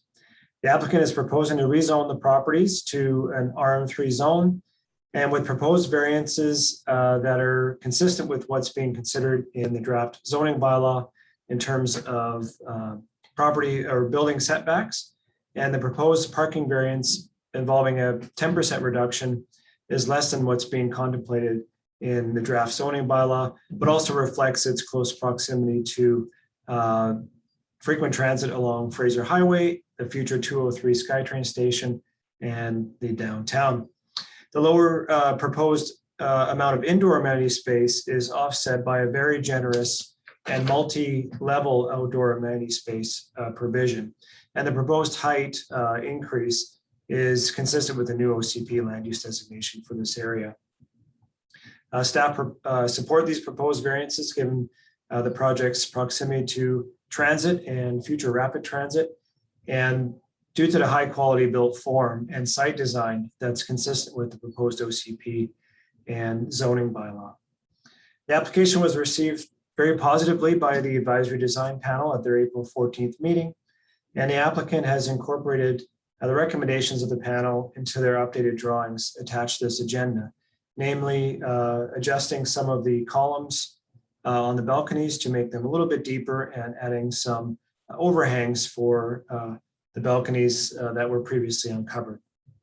Staff also note that the proposed lane access to 201A Street will be designed consistent with the contemporary driveway letdown designs that are being used elsewhere in the city, such as a good example is the one on Park Avenue in front of the Legacy building for the drop off there. And the interim frontage along 56th Avenue will maintain the existing sidewalk, but a boulevard with street trees and new sidewalk will be added when 56th Avenue is upgraded in the future. Thanks for the opportunity to provide this overview. Thank you for providing. Councillor Sturdivant. Thank you, Madam Mayor, and thank you, Mr. Johansson, for your report. I concur as chair for the advisory design panel that it was very well received. This application has proven to be especially interesting in its appearance, replacing an older building, multifamily residential that had a fire. And I believe that this building will actually set the tone for redevelopment in that area where we do have some of the older buildings right now. So I will be supporting this and encourage my council colleagues to do the same. Thank you, Madam Mayor.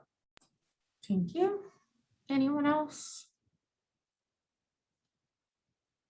Lower your hand. Thank you, Mr. Johansson.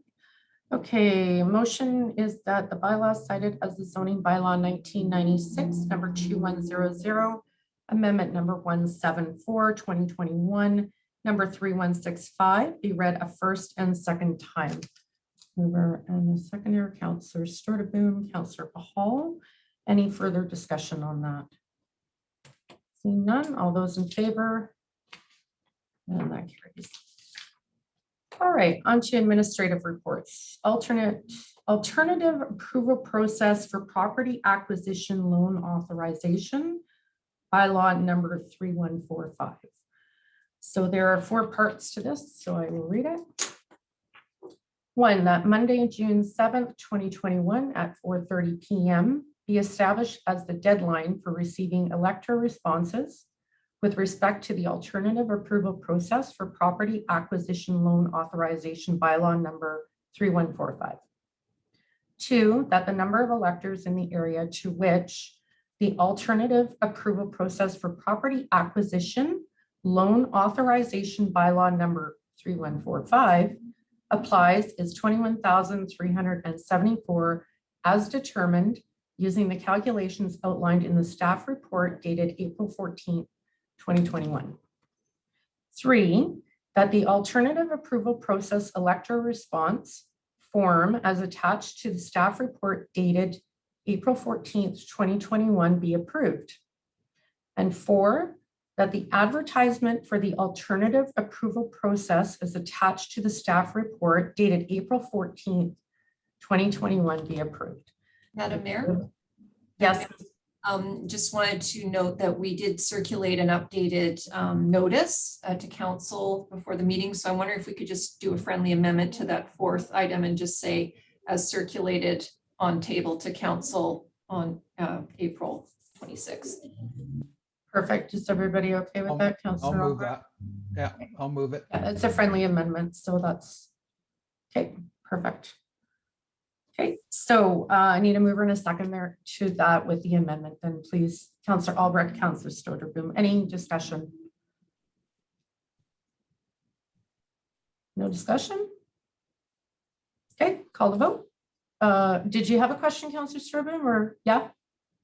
Or was that voting? No, actually, I would just like to make a brief comment. I know that we're way over time, and I appreciate council bearing with me, but this is something that we need to do moving forward. We've had to put a lot of our dreams on hold, and we have pulled back from what we had originally proposed. But I think that this is vital to our community moving forward.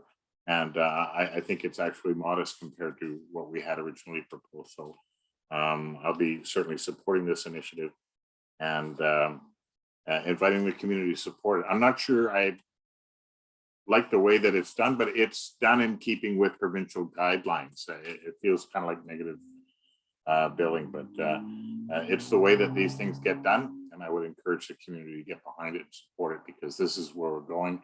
And we want to be there for all that it has to offer. Thank you very much, Madam Mayor. Great, thank you. Okay, anyone else? Oh, seeing none, I'll call question. All those in favor? Any opposed? And that carries. Okay, on to the Mayor's Gala detailed cost analysis. The motion forward is that council receive the report of the Chief Administrative Officer dated April 20th, 2021 for information. Need a mover and a seconder, please. Councillor Wallace, Councillor Pahal, and discussion. Councillor Pahal, go ahead. Yeah, thank you, Madam Mayor. And while I will be just in the form of two motions I'll put forward, just because I don't want to put anyone on the spot tonight, but I do support that we receive the report for information. And then I'll see if I get a seconder to amend the motion that staff report back to council with answers to the following questions, because I know that they're not going to be able to answer it tonight. How much of the Mayor's Gala overtime costs were allocated to the Township of Langley? Why is there a significant discrepancy between the Gill report and the RCMP report on taxpayer costs? One saying 81,000, the other $361.44. Why did it take over 1 year to receive a response from the RCMP? And then why was the former officer in charge of the Langley detachment, Superintendent Murray Power, reassigned? And so I'll see if there's anyone that wants to second that. I'll second that. And I have no discussion on it. It's just some follow-up questions. Okay, go ahead. Oh, sorry. Those are just my follow-up questions for staff. I have no further comments on the motion. Mr. Chung, did you want to answer that? Can you hear me? Yeah. Yeah, we would have to get back to council on those answer to those questions. We don't have that information at this point. Thank you. Anyone else? Councillor Wallace, go ahead. Is that going to cost, through the mayor to Mr. Chung, is that going to cost the city more money or? Through the mayor to Councilor Wallace, it will be just staff time who's going to be inquiring those questions of different individuals. If there are any extraordinary costs to the city, then I will report back to council to seek further direction. Okay, Councillor Martin. Martin? Yes. Thank you. Yeah, I'm actually, when I read the letter that we got from Maureen Levy, it's rather laughable, saying that 35 officers attended the gala and it was charged to us $361.44. Seems to me that, and she refuses to give a detailed analysis of the costs. What I see is the thin red line here, protecting the RCMP. It's really unfortunate that they can't be more open and honest with what happened. The way I look at it, if one officer costs $361.44 and 35 officers attended, so you take 361 and multiply it by 35, that's $12,650. So, and I doubt all those 35 officers were city assigned officers. So like Councillor Bacall says, was any of this money charged to the township? And is that why we're not going to get a detailed report?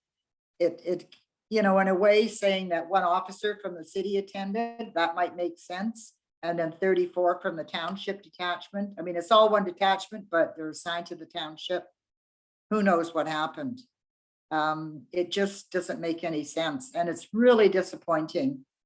The RCMP, who is what, 40% of our budget or higher, 13 or $14 million we pay, and they can't give us the answers and refuse to give a detailed report when Mr. Chung asked for one. So I'll look forward to seeing the answers to the questions that were proposed earlier. Thank you. Thank you, Councillor Albrecht.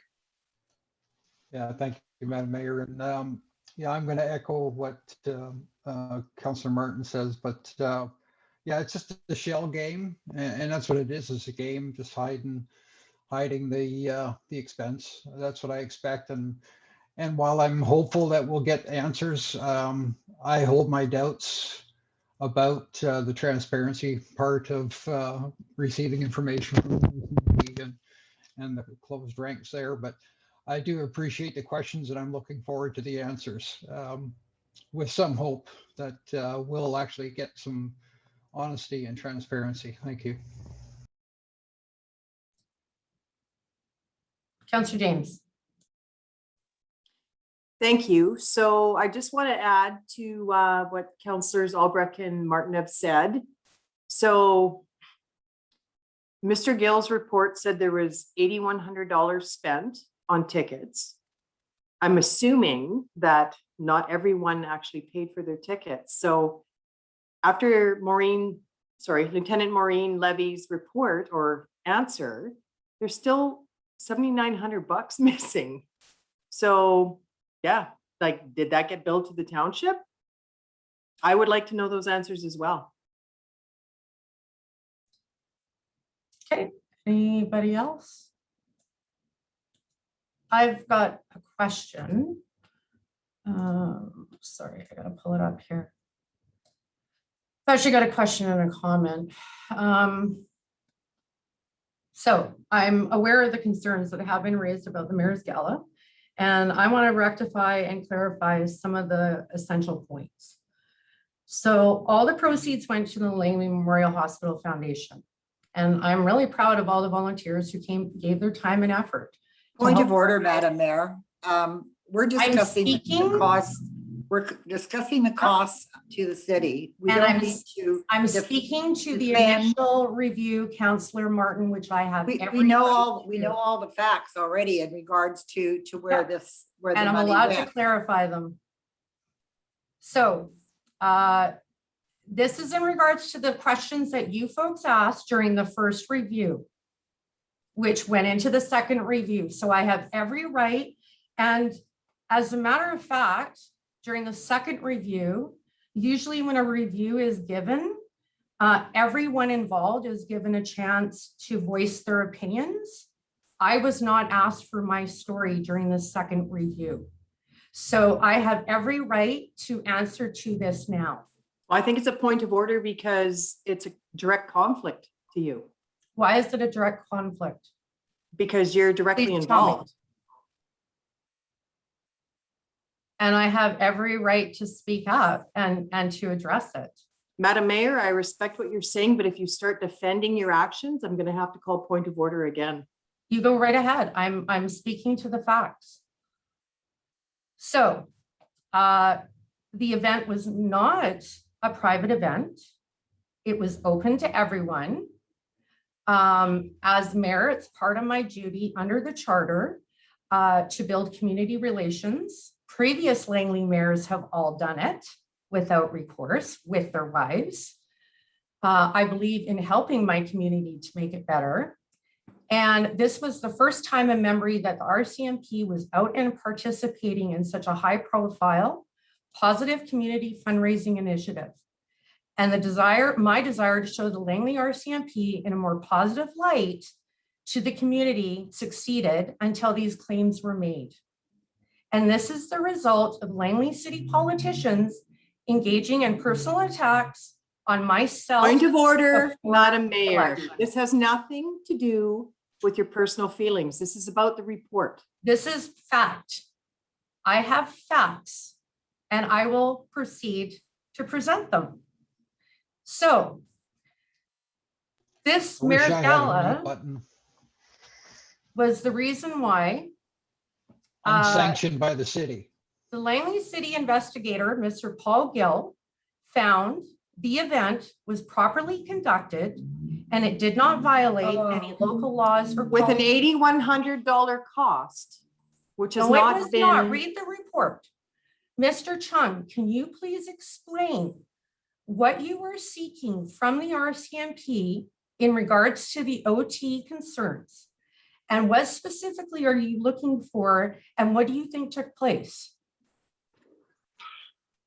Through the mayor to council, we were asking the RCMP to provide a detailed cost estimates on how many police officer RCMP members receive overtime, the 4 hours overtime to work the shift, and the overtime cost was to use for the purchase of tickets to the mayor's gala.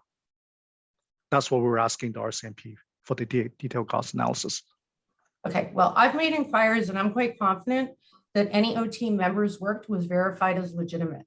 And any member that chose to work extra time to earn money to attend the gala and donate those earnings to charity did so lawfully and legitimately. The extra work they did had nothing to do with the gala. I would like to ask the That should be in township, the Madam report from Mayor, Maureen if- Levy. I would like to ask the township if they're aware that potentially $7,900 went to their taxpayers to pay for the tickets for the unauthorized gala that you held. So, The numbers don't add up. Like, they just don't add up. so the members themselves contributed over $9,000 of their own money. And I'm gonna warn, I must also warn that several comments or suggestions made in the media are just not supported by any fact or truth. And do not resort to media reports to base your beliefs upon. The media now has been used as a leverage for some of you targeting others. And as far as I'm concerned, we must be all careful to convey factual information and not perpetrate rumors or untruths. So I'll refer back to Mr. Gill's initial review. So part of the report gives me considerable pride in how this planning of this gala was handled. And even in the direction, in the absence of clear direction in the city's policy, page 2 of the report, Mr. Gill's report, makes it clear that events can proceed even if they are not supported by the majority of council. So that means any of you or myself can continue to raise money for whatever worthy cause we want, even if the majority of council doesn't agree. The report then goes on to say that the policy should be amended to include specific steps like getting private insurance, making sure the rental agreements were done, all that. And I'm proud of the fact that we took these mitigating factors, even though there was no policy spelling them out. So what this part of the report really says, and it's the important aspects of the gala were organized in the proper way. And our policy should be amended to ensure that future events follow the lead we set. The other part of the report that I had to consider carefully was at the top of page 2. And it says that the event appears to go against the intent of policy at one point. And I think that wording is very important because there's no express finding of any violation. So the real message here again is our policy isn't worded enough or detailed enough. And we need to clarify the requirements for our policy going forward. So that we know the proceedings with events like this going forward is understood. I'm not perfect, and there's probably things about this event that probably weren't perfect either. But the good that we have done with this gala has a lasting result, and I'm hoping for a chance to do other events like this and do an even better job. So everything the committee did to mitigate litigation to the city will now hopefully made into policy, making it stronger. And I'm incredibly pleased to see a code of conduct recommendation again, as I've requested this 3 times since becoming mayor. So I'm going to quote from Mr. Gill's report. The investigation did identify that this gala review was just another matter of conflict within the council. It is important to note that issues I heard about transcend the gala. Mr. Gill has made it publicly known through this report that we are not operating as an effective collective body. And that is something we all need to be aware of.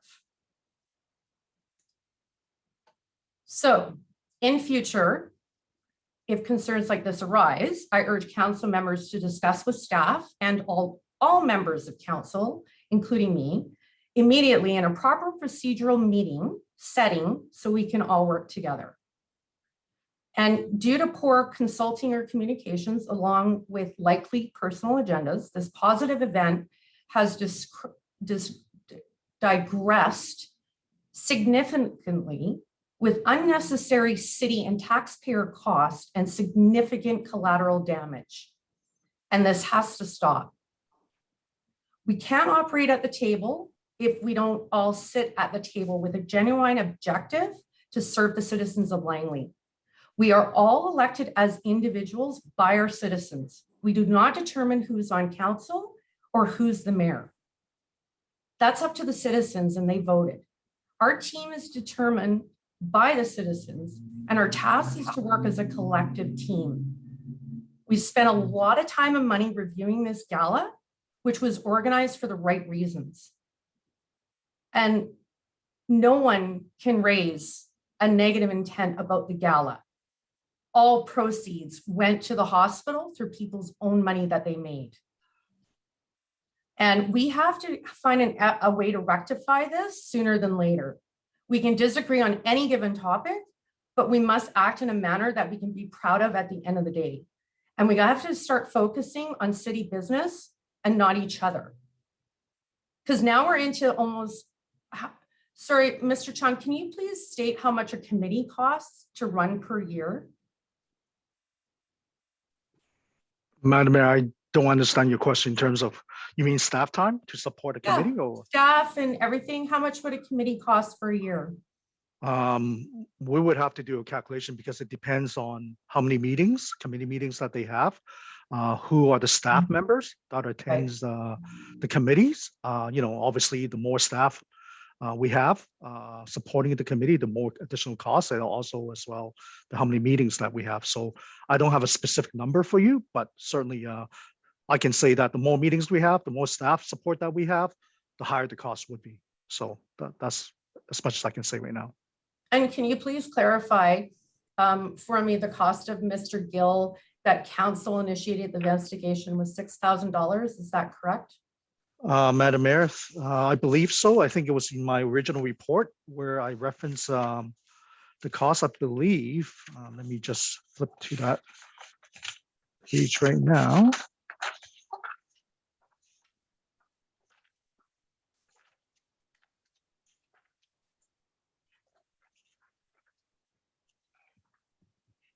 It was $6,000 inclusive of GST and disbursement. Great, thank you. Okay, Councillor Sturdivant, go ahead.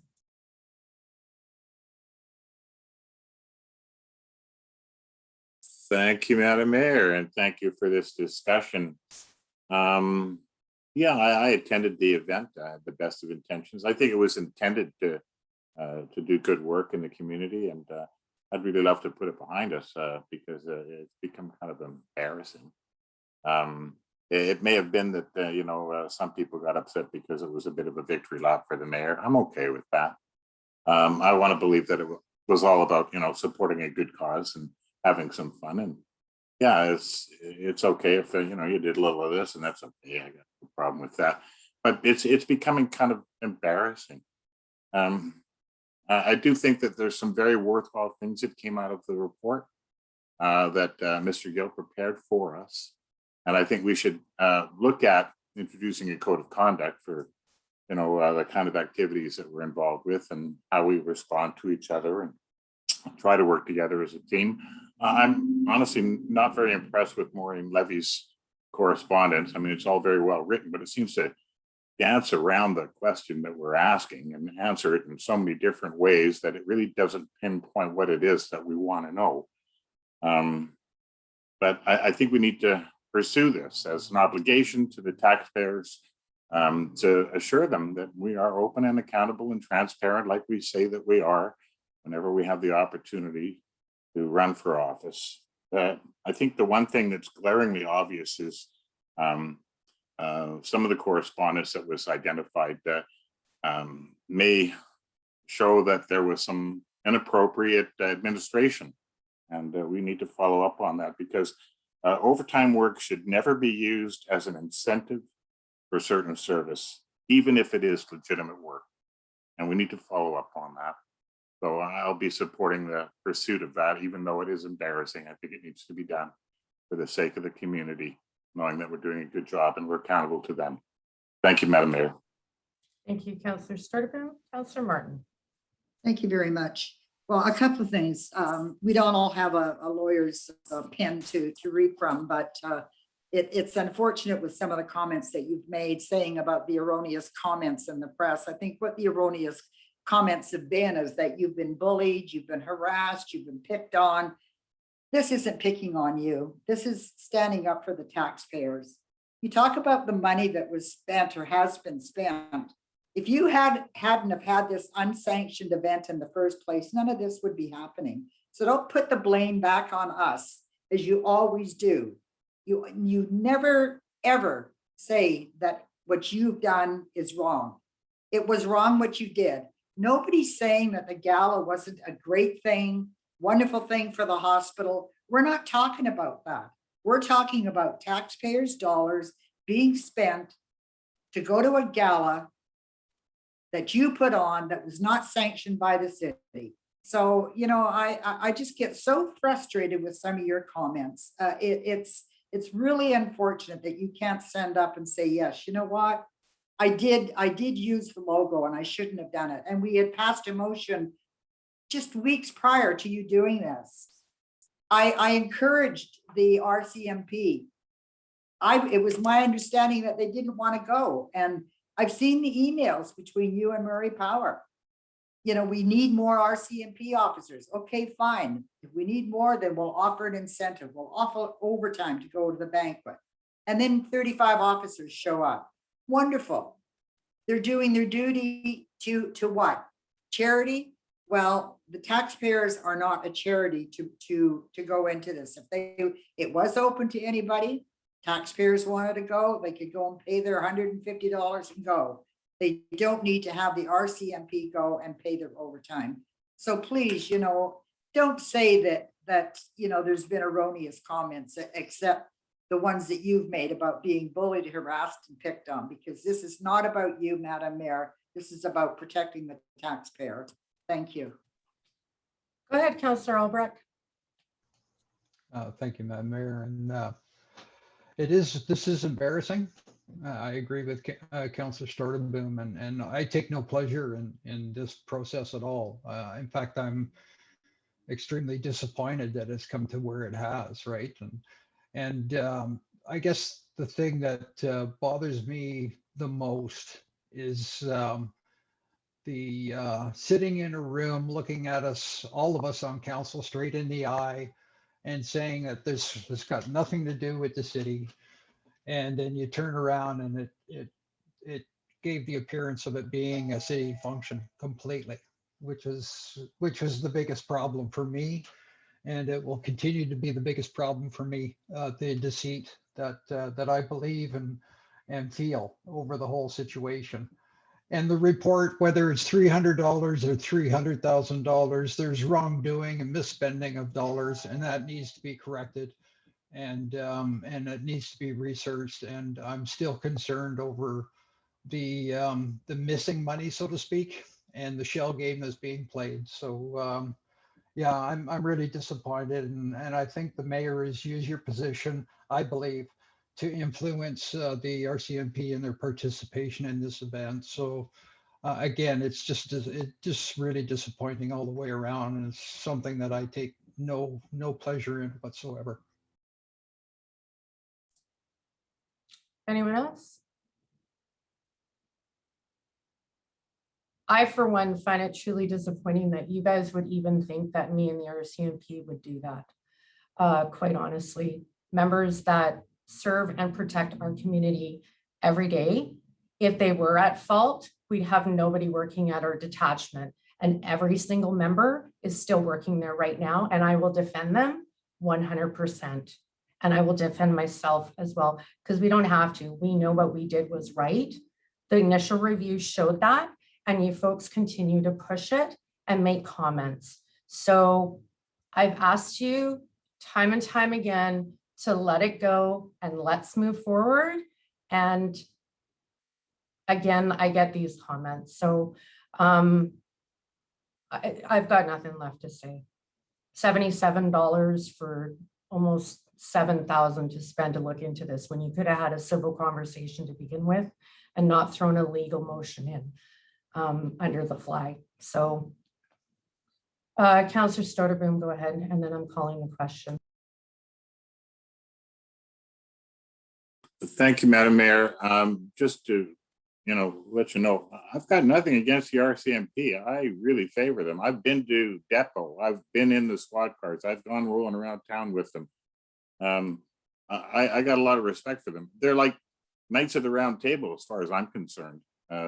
These people are very special to me, and I have nothing against them at all. So please don't suggest that there's any kind of hard feelings that anyone on council has against the RCMP.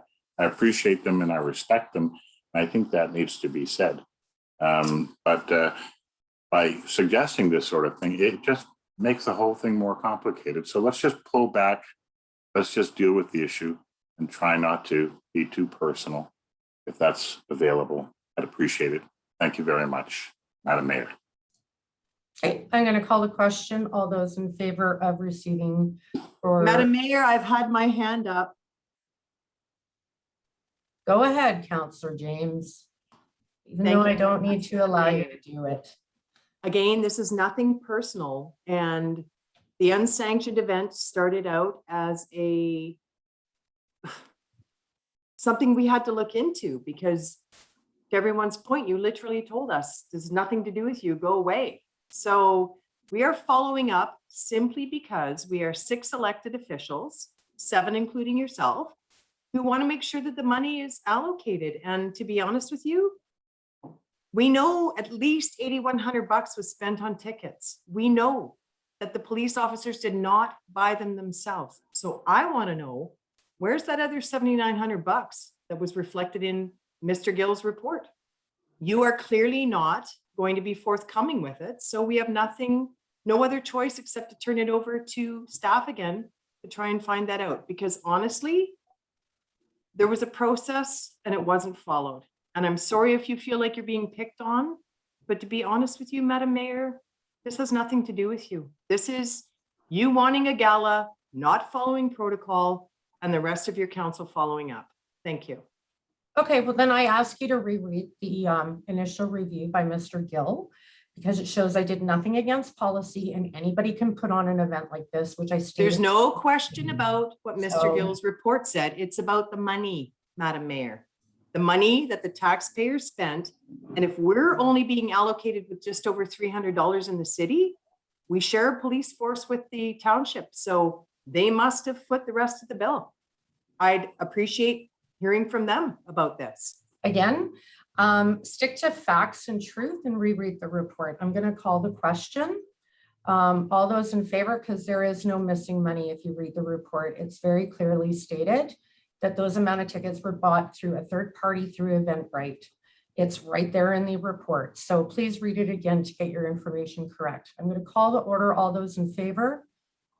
Can you, Miss Kelly, read what the motion is we're voting on? I know it's received for information. Is Councilor McCall stuff? I believe there's my motion as well as part of that. I'm Yes. sorry? My motion is part of this vote.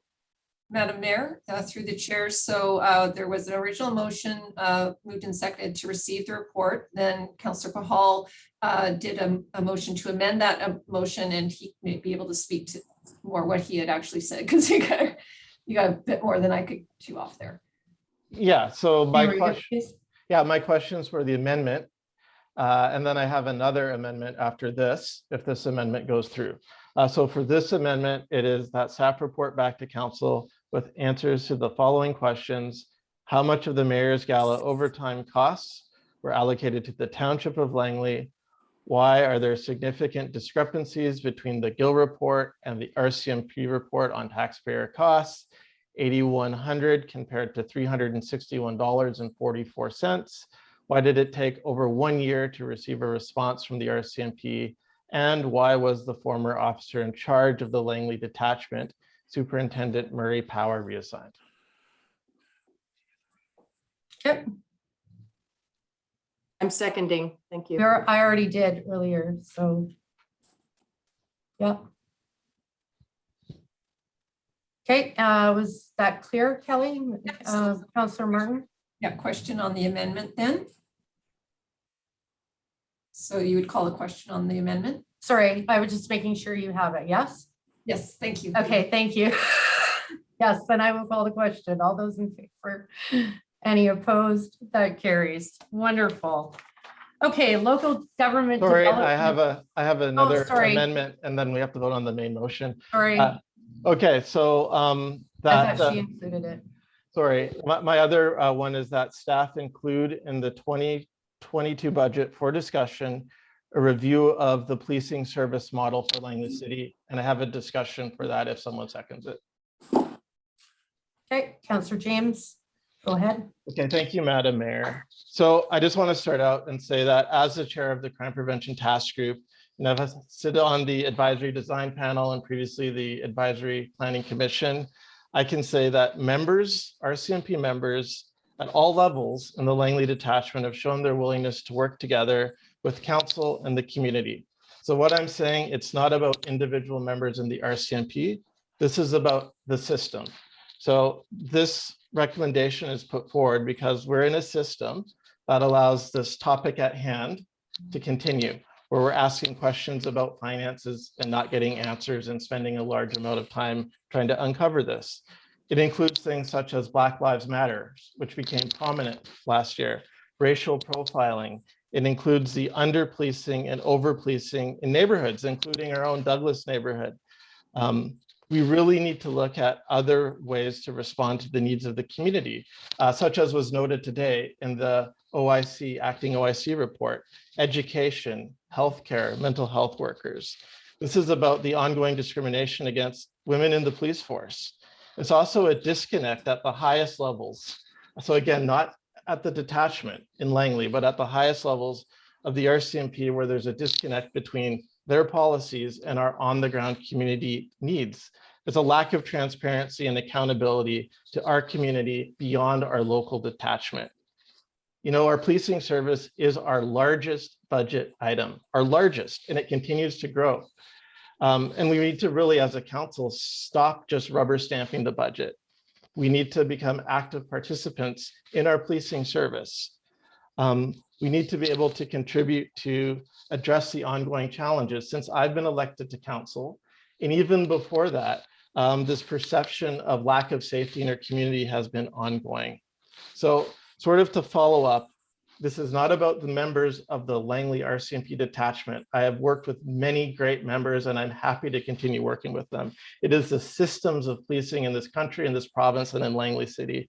So I want this as a budget item so we can review how we can improve these systems, processes, and policies so they're serving our community best. So we're not spending so much time on a simple question of how much money was spent.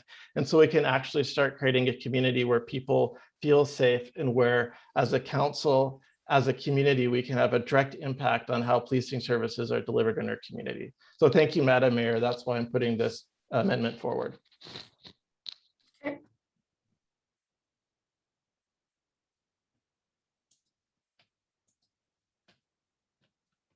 Comments? Councillor Sorbo. Thank you, Madam Mayor, and thank you, Councillor Pahal, for bringing that forward. There's a lot there to unpack. I'm not sure how that's going to play out. You might have a vision for that. Can you share some of that, please? Through the mayor to Councillor Sortaboom. That's why I believe we need to have a comprehensive policing service model. So that's my motion, and that it be included for discussion in the 2022 budget. So that staff would be able to have a line item for that. I think other members of council may be able to speak that this isn't the first time this has been done in the city as well. So. Okay, so you want to, please excuse me, Madam Mayor, through you. You want to basically know what the members are doing at the detachment so that we have a better understanding and that we can determine that we're being accountable with taxpayers' dollars? Or Yeah, are so- you actually looking to impact policy and procedure at the detachment? So I think this is what we need to review. So there's many ways we can deliver policing services in BC. We may do this review and find that there's some tweaks we need to do within our internal processes and within the RCMP to maintain how we're doing policing services today. It may mean, we look at what would an independent detachment of the RCMP for just Langley City look like. It could mean what would a Langley Township and City independent police look like. What if it's just a Langley City Police Department? I think it's really reviewing what is the best model to serve Langley City residents into the future. And I think it's something worthwhile to consider because we haven't done that in a while. Mr. Chung, can you clarify the last year that was done? It wasn't that long ago.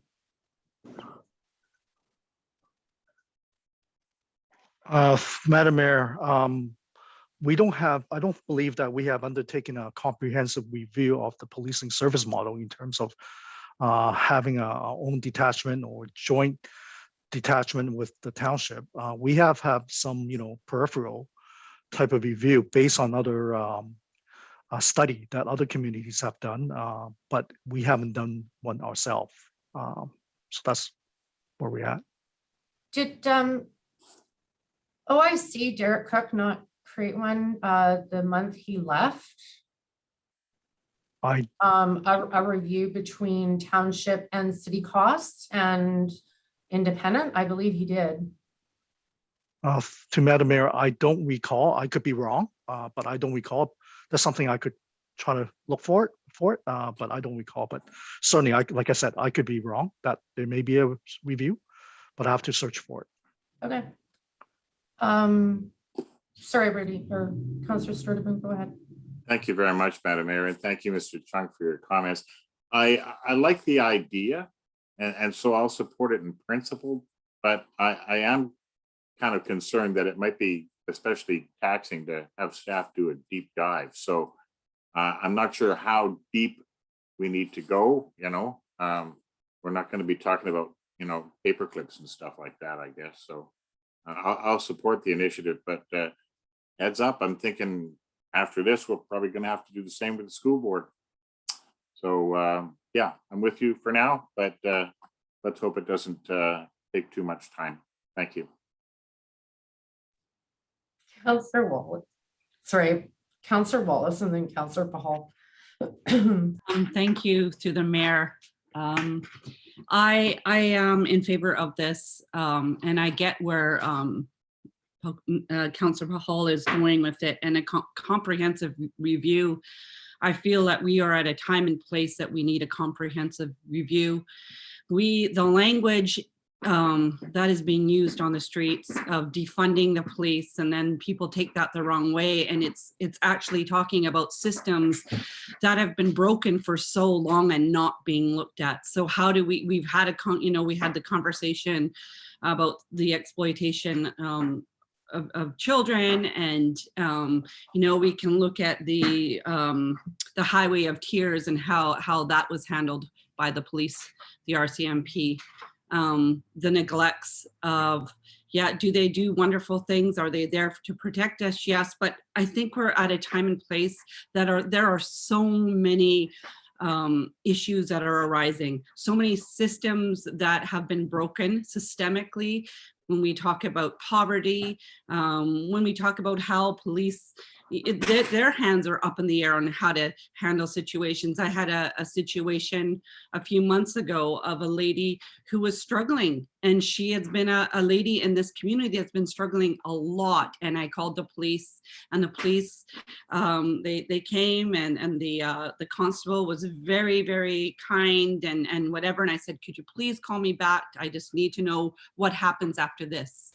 And what happens after that is that she says it was out of her hands and she's back on the street.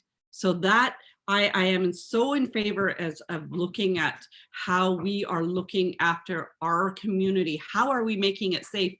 And safety is how are people being able to live and getting the resources and the programs that they need in order to feel safe and feel like they belong, instead of being this revolving door of, you know, having to deal with the traumas. And so you know, I know it's big, but you know what? We're not the only municipality looking at that right now. There are several municipalities that are having to look at this. I mean, even the liaison officers in schools, I mean, there's talk about not having them in the schools. Or maybe, I think when we're talking about defunding the police and the liaisons and all, I think it's not that we don't want our peace officers to be there to create safety and to have law enforcement. I think we just need to look at it in a different way. And how do we work together with our, you know, our social agencies? And I just, it's a time, and I think COVID has brought so much to the surface, and it is a good thing, because it's time to take care of the people. So I am in favor of this. Councillor Sturgeon.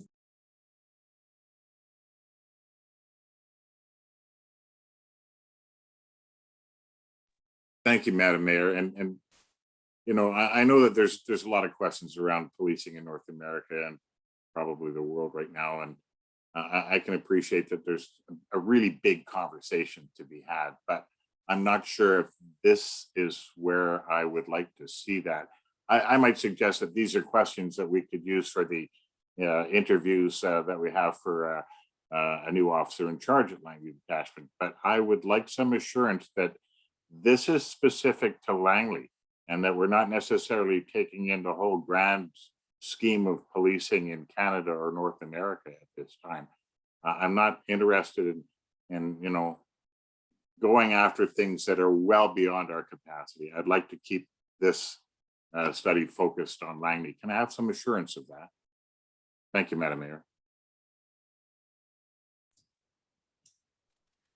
Councillor Paul, did you maybe want to write something up and put this as a notice of motion, and then that way we could read and have some information and then vote on it next? I mean, I think for me, it's pretty simple. It's just that including in the 2022 budget, a review of the policing service model for Langley City at the 2022 budget time, we could have that fulsome discussion. Perfect. That's the so just to be clear, the actual Clarification motion, on that. yeah, the literal motion is that staff include in the 2022 budget, comma, a review of the policing service model for Langley City. Just That makes me feel better. Does that make you feel better, Councillor Sturgeon? Yeah. Councillor Wallace, yeah. Sorry, you were shaking your head. We're just all along that top row for me. So that's what I'm looking at. Okay, go ahead. I'm sorry to go on about this, but when it comes to our homeless population, it's hard to tell where they live. So this is to Councillor Sturgeon. That's a difficult one, right? So it's hard, you know, yeah, we need to look at our own budget, and we do share the policing service with the township. So there's just more that can be expanded on. So I just wanted, that's why I'm making the points that I'm making. I don't think that we can take over the world in policing. I'm just, thank you. Madam Mayor, if I may, go ahead. I'd like to respond. Thank you very much. And thank you, Councillor Wallace. I know you've got a real heart for people, and I appreciate you for that. I just think that we are in a place where we can access those resources that are responsible for all of the different parts that come together to make up the puzzle that is Langley City, that is British Columbia, that is Canada. And we can access those, but we have to be careful to focus on those things that we are responsible for, and the things that are outside of our capacity. I think it's up to us to connect with those agencies and governments to be sure that they hear us about our concerns. So thank you very much for your concern for all of the people of Langley, whether they're taxpayers or homeless people or just working here for the day. I appreciate you and your concern, but we have to stay focused on what our responsibility is and try to find ways of dealing with those other issues by connecting with those other agencies. Thank you very much. Thank you, Madam Mayor. Okay, so I'll call a question on that. Counselor James. Thank you. Thank you, Madam Mayor. I just want to make sure that I will be supporting this motion, but I want to make sure that the initial question about the missing $7,800 for the Mayor's Gala doesn't go unnoticed. Thank you, Councillor Pahal, for bringing this forward. I think it's very important. And yeah, I just want to make sure that we're not losing sight of what the actual topic of this whole thing was, which was the Mayor's Gala. So thank you. Anyone else? Okay, again, there's no missing money, and let's call the vote. All those in favor? And that carries, and we will move on. Local government We development. actually still have to vote on the main motion, Madam Mayor, as Oh, I amended. thought we had. You talked for so long, Councillor Pahal. Okay. Motion, all those in favor? And that carries.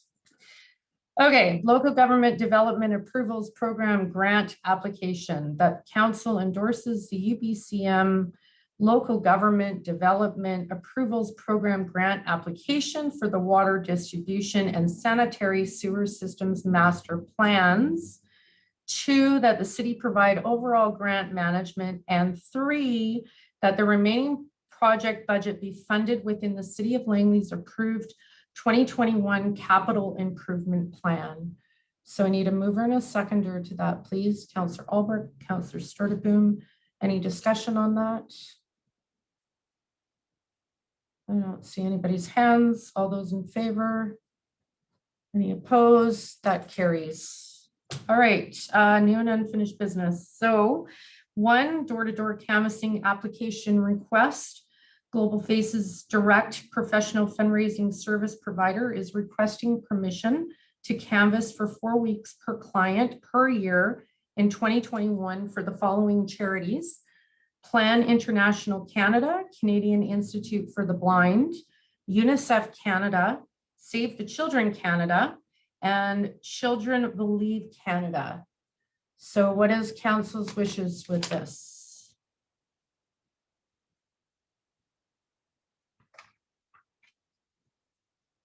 Anybody want to just receive for information, or do you want to approve this request, put it through? Go ahead, Albrecht.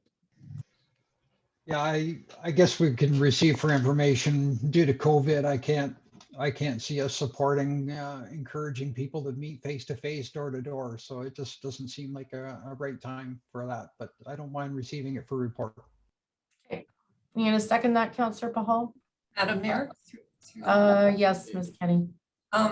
This was actually a request, and it comes under our policy that it be referred to council to be either approved or not approved. So we do require a decision on whether to permit this so that we can get back to them and tell them that it's either been approved or declined. Okay. Councillor Sturteboom, I guess, was next. Thank you, Madam Mayor. I'm not sure that I was next, but I appreciate being called on. You have your hand up. Yeah. So do I. Yes, I'd like to know more about this group, professional fundraising services. I'd like to know how much money they collect for what they do. And I'd like to know how much the administrative costs for these organizations are. I don't know some of them. Some of them I've heard of before. I think that they're all worthwhile. And then I've got a concern about, people coming on the doorstep every, second day and asking for money. I'm not really comfortable with that either. So I'd like to know more about this, to be sure, because I'm kind of resistant to it, even though there's a couple of very worthwhile causes in this group. It looks like it's taken on an entirely different form that I'm comfortable with. If that's the way of the future and everybody likes it, then I'll go along for the ride. But I can tell you, I don't want somebody knocking on my door at 10 o'clock every Saturday morning asking for money. So as far as I'm concerned, we can receive it for information, but before we look at it again, I'd like some more information about them. Maybe a representative from that group. Thank you very much, Madam Mayor. Okay, so the direct question is door-to-door canvassing. So the door-to-door canvassing, yes or no? Councilor Martin. Thank you very much. Yeah. Well, further to what Ms. Kenny said, this is something that we do every year. And we do this so we don't have people knocking on our door 7 days a week. They have to have permission from the city. And in regards to the COVID remark, I understand what's being said, but I would think that these people that are going to be doing door-to-door canvassing will have COVID protocols in place. That might be something we might want to ask them. You know, each organization, there's 5 organizations, it's 4 weeks per calendar year. So I think that this is something that we do every year. And may I ask either Ms. Kenny or Mr. Chung, are these usually the ones that we approve every year?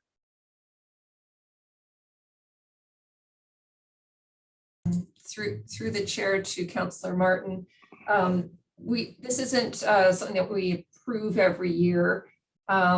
This is a new company, not the same company that has come before us before.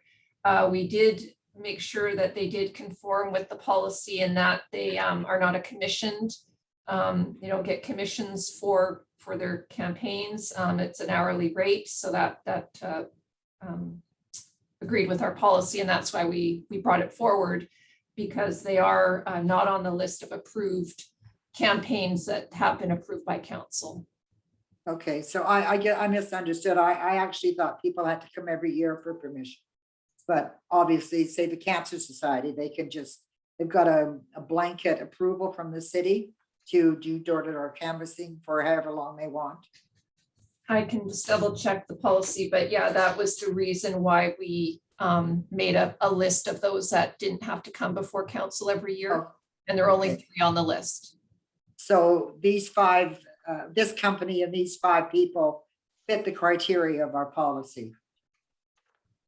Yes, they met the criteria that they met all the criteria, but because they're not on the list of approved, all of any others other than the 3 that are approved have to come before council. Yeah, thank you very much.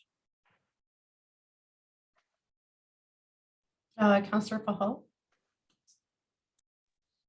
Thank you, Madam Mayor. I'm just going to move that we approve the Global Faces Direct door-to-door canvassing request. And if someone seconds it, I'll add some comments.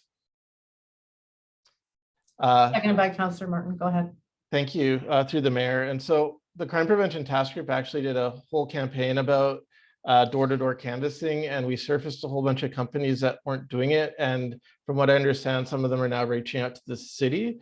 So the policy from a crime prevention standpoint was just that we could identify people who were doing the canvassing so that we knew that they were legitimate. So I'm going to support it because the intent of the policy isn't so much for us to adjudicate if it's a worthwhile cause or not, but just that these are people that meet our criteria. And so that when someone comes to the door, a Langley City resident can say, were you someone that has city authorization, so you can get their name and number and information. So for me, it's about as long as they meet our criteria, we should approve it, not whether it's a worthwhile cause or not. So I'll be supporting the approval. Councillor Martin, was your hand up from before? Yeah, I'm going to take it down. If it wasn't, put it back up again, please. Councillor Albrecht. It's hard to see your little hand.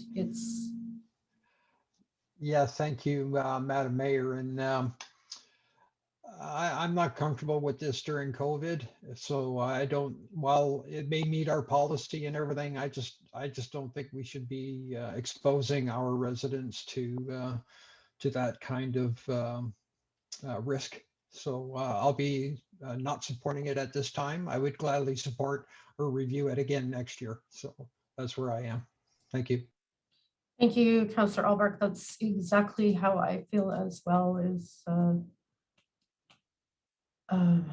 with COVID, I don't think people should be going door to door canvassing if they want to do it online or whatever. I think that's great. But right now with the restrictions, do we know what time of year this is going to happen? Or do they have to do this? I guess this is a question for staff, if they have to do it even for canvassing online or just door to door canvassing. Madam Mayor, it is, the policy just addresses door-to-door canvassing. Thank you for the clarification.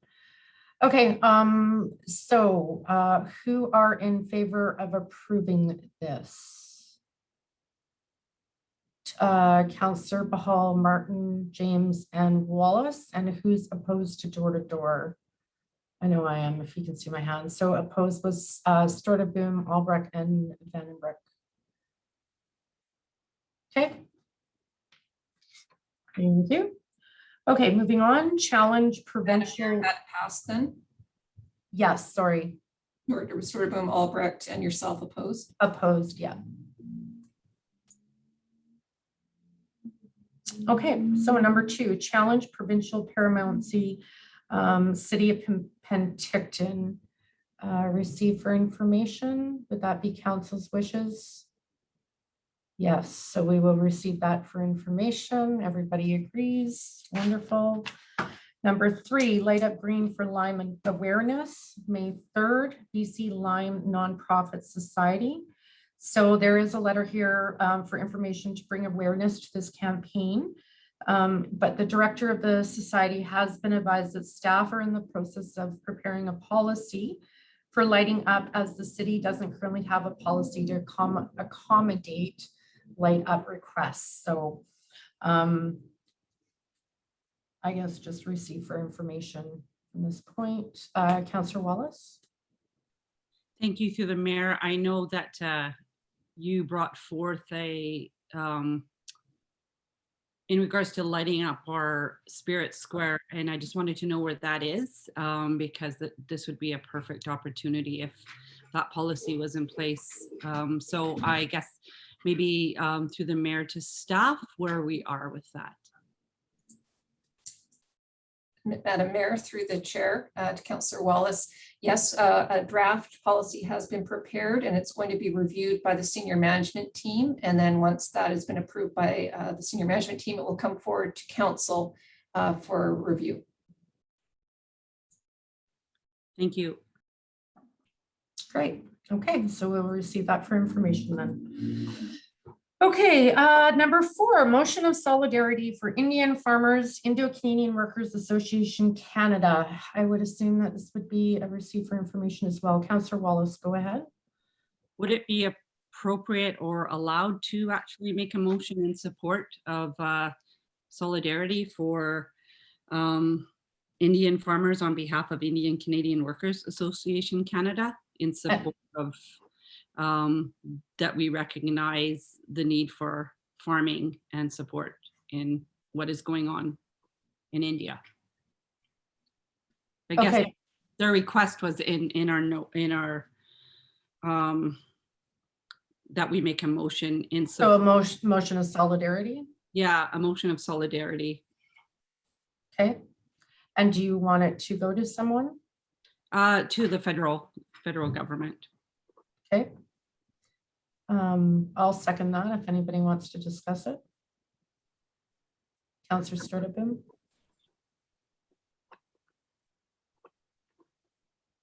Thank you, Madam Mayor, and thank you, Councilor Wallace, for bringing this forward. As much as I appreciate the intent, I have to say that this is an international situation. It's well beyond our borders. It's all the way over in India. And as much as it might affect some of our local residents and what their thoughts and concerns are, it's complicated. I've seen reports suggesting that it's in the farmers' best interest to follow along with what the government's been proposing, but there's a resistance movement there that's got a lot of misinformation and conspiracies going on. I really don't think it's our place to get tangled up in this. I would have preferred that we had showed solidarity for the city of Penticton in their beef with the provincial government, but decided that it wasn't necessary and we would receive that for information. I'd prefer to see this for information. So quite honestly, I can't support your motion. I'm sorry. Thank you, Madam Mayor. Okay, Anyone else? Okay, I'll call the motion that's been, unless you want to withdraw it, it's up to you, Councillor Wallace. And No, maybe rewrite something and bring it back at a later date, or what, maybe I'll rewrite it. I mean, I think it's just affecting so many people in our Indonesian or Indo-Canadian families. There are so many that reside in the Fraser Valley. And I've heard from friends and business people here in Langley of the struggles of them being in the farming community once upon a time when they lived in India, and how it is a long, it's been going on for hundreds and hundreds of years, farming, and what it does for the survival of family and people. And I think, as much as we should be focusing on local politics, because we're local politicians. I know at the FCM, they have an international committee that actually learning from different countries what they do as far as farming and what we can learn from that. So I feel that that's very beneficial. And so maybe at this time, I mean, we can call the question if it's, if I could ask. do you want to consider this maybe a notice of motion and then create another motion and bring it back at a future council meeting? Yes, if I could, yeah. Yeah, and then we can receive this for information tonight if that makes, if that helps you out. Okay, and Ms. Kenny, is that correct? Is that okay? I just want to check with staff that. So Madam Mayor, my understanding is that Councillor Wallace, with you as the seconder, withdrawing the motion on the table. right now? Yes, yeah, and put it in as a notice. I guess we don't even need to do that. It'll just come in forward as a motion next. If that what she'd prefer to do, because then she can think about the motion, yes. Perfect. Okay. Councillor Albrecht, go ahead. Yeah, thank you, Madam Mayor, and thank you, Councillor Wallace. I think this is an important issue, and I think it's important to show that solidarity. So I'll be looking forward to it coming back. I think it's food security and food supply globally is an issue, and if we need to step up and voice our opinions, when we see wrongdoing in other communities. So I think this is important to make a stand and have our government, our federal government, make that statement. So yeah, I'm looking forward to it. Thank you. Councillor Paul. Yeah, I just wanted to second what Councillor Albrecht said, is that this is a very important issue, and it's something that is very important for Indo-Canadians. We have a large historic community of Indo-Canadians that have been here for generations. So I think listening to their concerns is very pertinent as local government. So I look forward to seeing what you write, Councillor Wallace. Great, thank you. Yeah, I agree with those comments. Okay, so we are going to receive for information, and we are expecting a motion next time from Councillor Wallace in regards to this. Perfect. Okay, moving on. This is where we're going to add in Councillor Albrecht's RCMP OIC conversation. Go ahead. Thank you, Madam Mayor. And seeing as we got that email on Friday, which I appreciated the opportunity to provide questions and take care of that, let's say, selection, what's the right word here? Selection and interview process. It did pop into my mind that we as a council haven't really had a conversation about what that's going to look like. So I was hoping that we could get some clarification. I don't know when this is going to take place, so we haven't heard anything on timing. And I just want to confirm that Francis and a council member will be representing the city at this hiring, interview, selection process, and what that will look like. So, and I may put forward a motion here to get the proper people assigned to that interview process. So if I could get some clarification first, that will go a long ways, I think. Thank you. Yep, we are not the only ones participating in this process. It is the Township of Langley as well. And the recommendation has always been mayor and CEO to go and attend. Okay, so Francis will be there, our CAO, and Yep. I understand township being involved, but I'm not so sure that you should be, Madam Mayor, because last year at our June 5th, 2020 meeting, you declared a conflict of interest as you are employed by the RCMP. I see this as being a conflict, so I would feel better if we select another council member to represent us at that committee or panel, however we want to state it. And I would put forward the name of Terry James to be our representative, if there's a seconder to that. And what I can say to that before you do that, I I'll have second done, it. perfect. I've done my due diligence. And actually, there is no conflict of interest. And I contacted Assistant Commissioner Maureen Levy. They have contacted, and I would be, you asked me the question, I said there was no conflict. So I did my due diligence and checked with E-Division headquarters. And I have received a confirmation email that I'm more than willing to share with everyone. And I will read it out for you right now. This I'd like email, to see it. yeah, and I'm going to read it as well so the public can hear it as well, that there is no conflict of interest. So there's no reason. This has been advised by the following by the RCMP Regional Manager for Public Service Labor Relations here in British Columbia. From a labor relations perspective, there is no conflict of interest in having Mayor Vandenbroek sit on this board, as it is part of her role as mayor, and her subsistence position with the RCMP has no reporting relationship to the OIC of the Langley detachment. The position reports through the OIC Traffic Services, which is me, and Mayor Vandenbroek is currently on a leave without pay for other reasons, in other words, to be mayor, since 2018, 10/29, and is participating in secondary employment. So Maureen goes on to say, I hope this clarifies this matter for you. And yeah, she's free to be discussed whenever. So I will send that out to everyone. Like I said, I've done my due diligence. You asked me if it was a conflict last week. I said no. Apparently you don't believe me. So I do have the letter. So if you want to appoint Terry James and say that this isn't personal, then you go ahead. Oh, brother. Go ahead.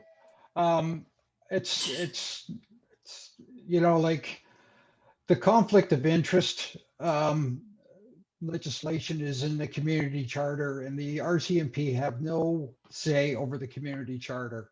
So you've declared through the community charter process that you have a conflict of interest because you are employed by the RCMP. You know what?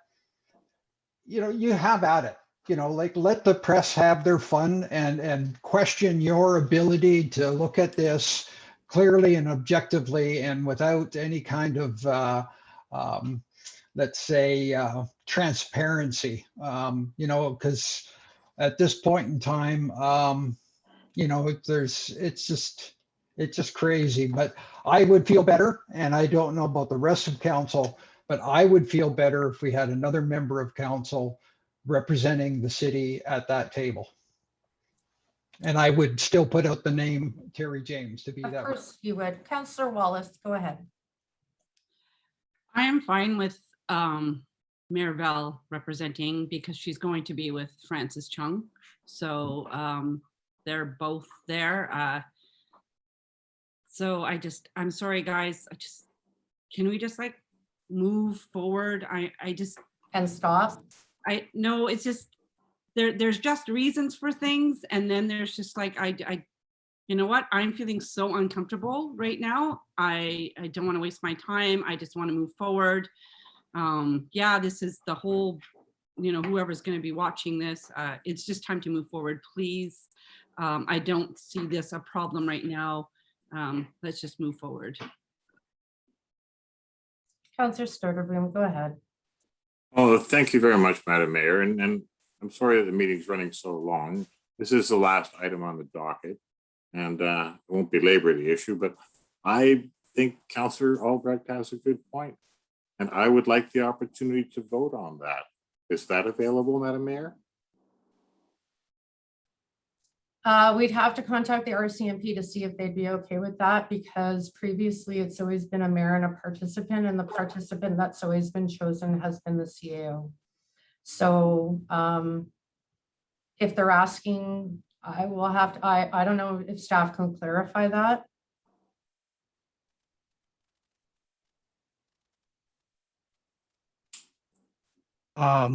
Through the mayor to council, we would have to ask the question of the RCMP. But I believe that council has within the community charter to, I believe, nominate who would be sitting on the panel. Then I guess the question for the RCMP is whether they will accept that or not, which I'm not sure. I don't have that information. Okay. So where do we go from here then, Francis? What do you suggest, Mr. Chung? I guess there are two options. One is for me to find that information out from the RCMP first, before council consider that. Or secondly, is council can vote on the motion put forward by Councillor Albrecht, and then get clarification from the RCMP. And if the RCMP suggests that that cannot happen, then I guess we'll have to rescind that motion. Okay, thank you. Councillor Martin, go ahead. Well, first of all, I question whether it's up to the RCMP who we send as our representative. What say do they have in it? The questions are being sent to Maureen Levy. It's my understanding that she's going to take the lead. Nobody else is allowed to talk. So what does it matter? And I guess, this whole conflict of interest thing, it's interesting that you'd have some kind of an opinion for the meeting, but was there any correspondence from the RCMP in regards to appointing someone to the panel or to the committee? Yep, and they asked for questions and I gave it to them. Could we see that correspondence? Yep, I'll be sending it out. I put it all together today. So anyways, we have a motion on the floor and I'll call the question. does anybody else have any comments before we call the question? Well, what's the motion again? Councillor Albrecht, did you want to reread your motion? I put forward that council endorsed Councillor Terry James to participate in the selection interview panel for the Langley City OIC.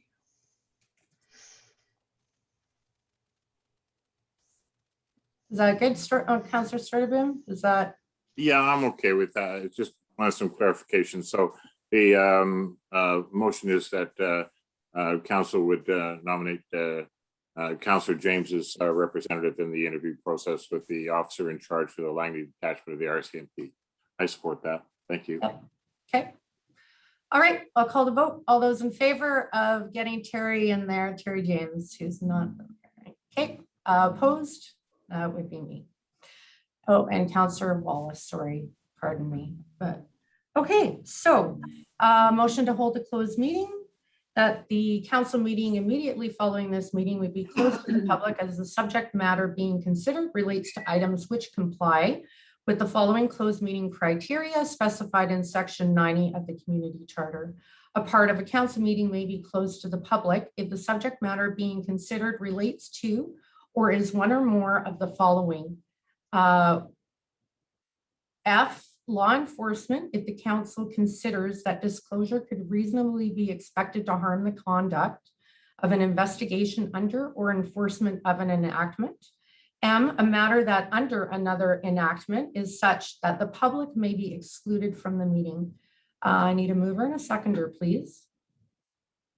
Councillor James, Councillor Stutterboom, Any discussion on that before we go into close? I gotta ask, sorry. Okay, so all those in favor, we move on. Okay, we're gonna motion that the meeting adjourn. I need a mover and a seconder, please. Counselor Storteboom, Counselor Wallace, all those in favor, and that carries. So we can turn the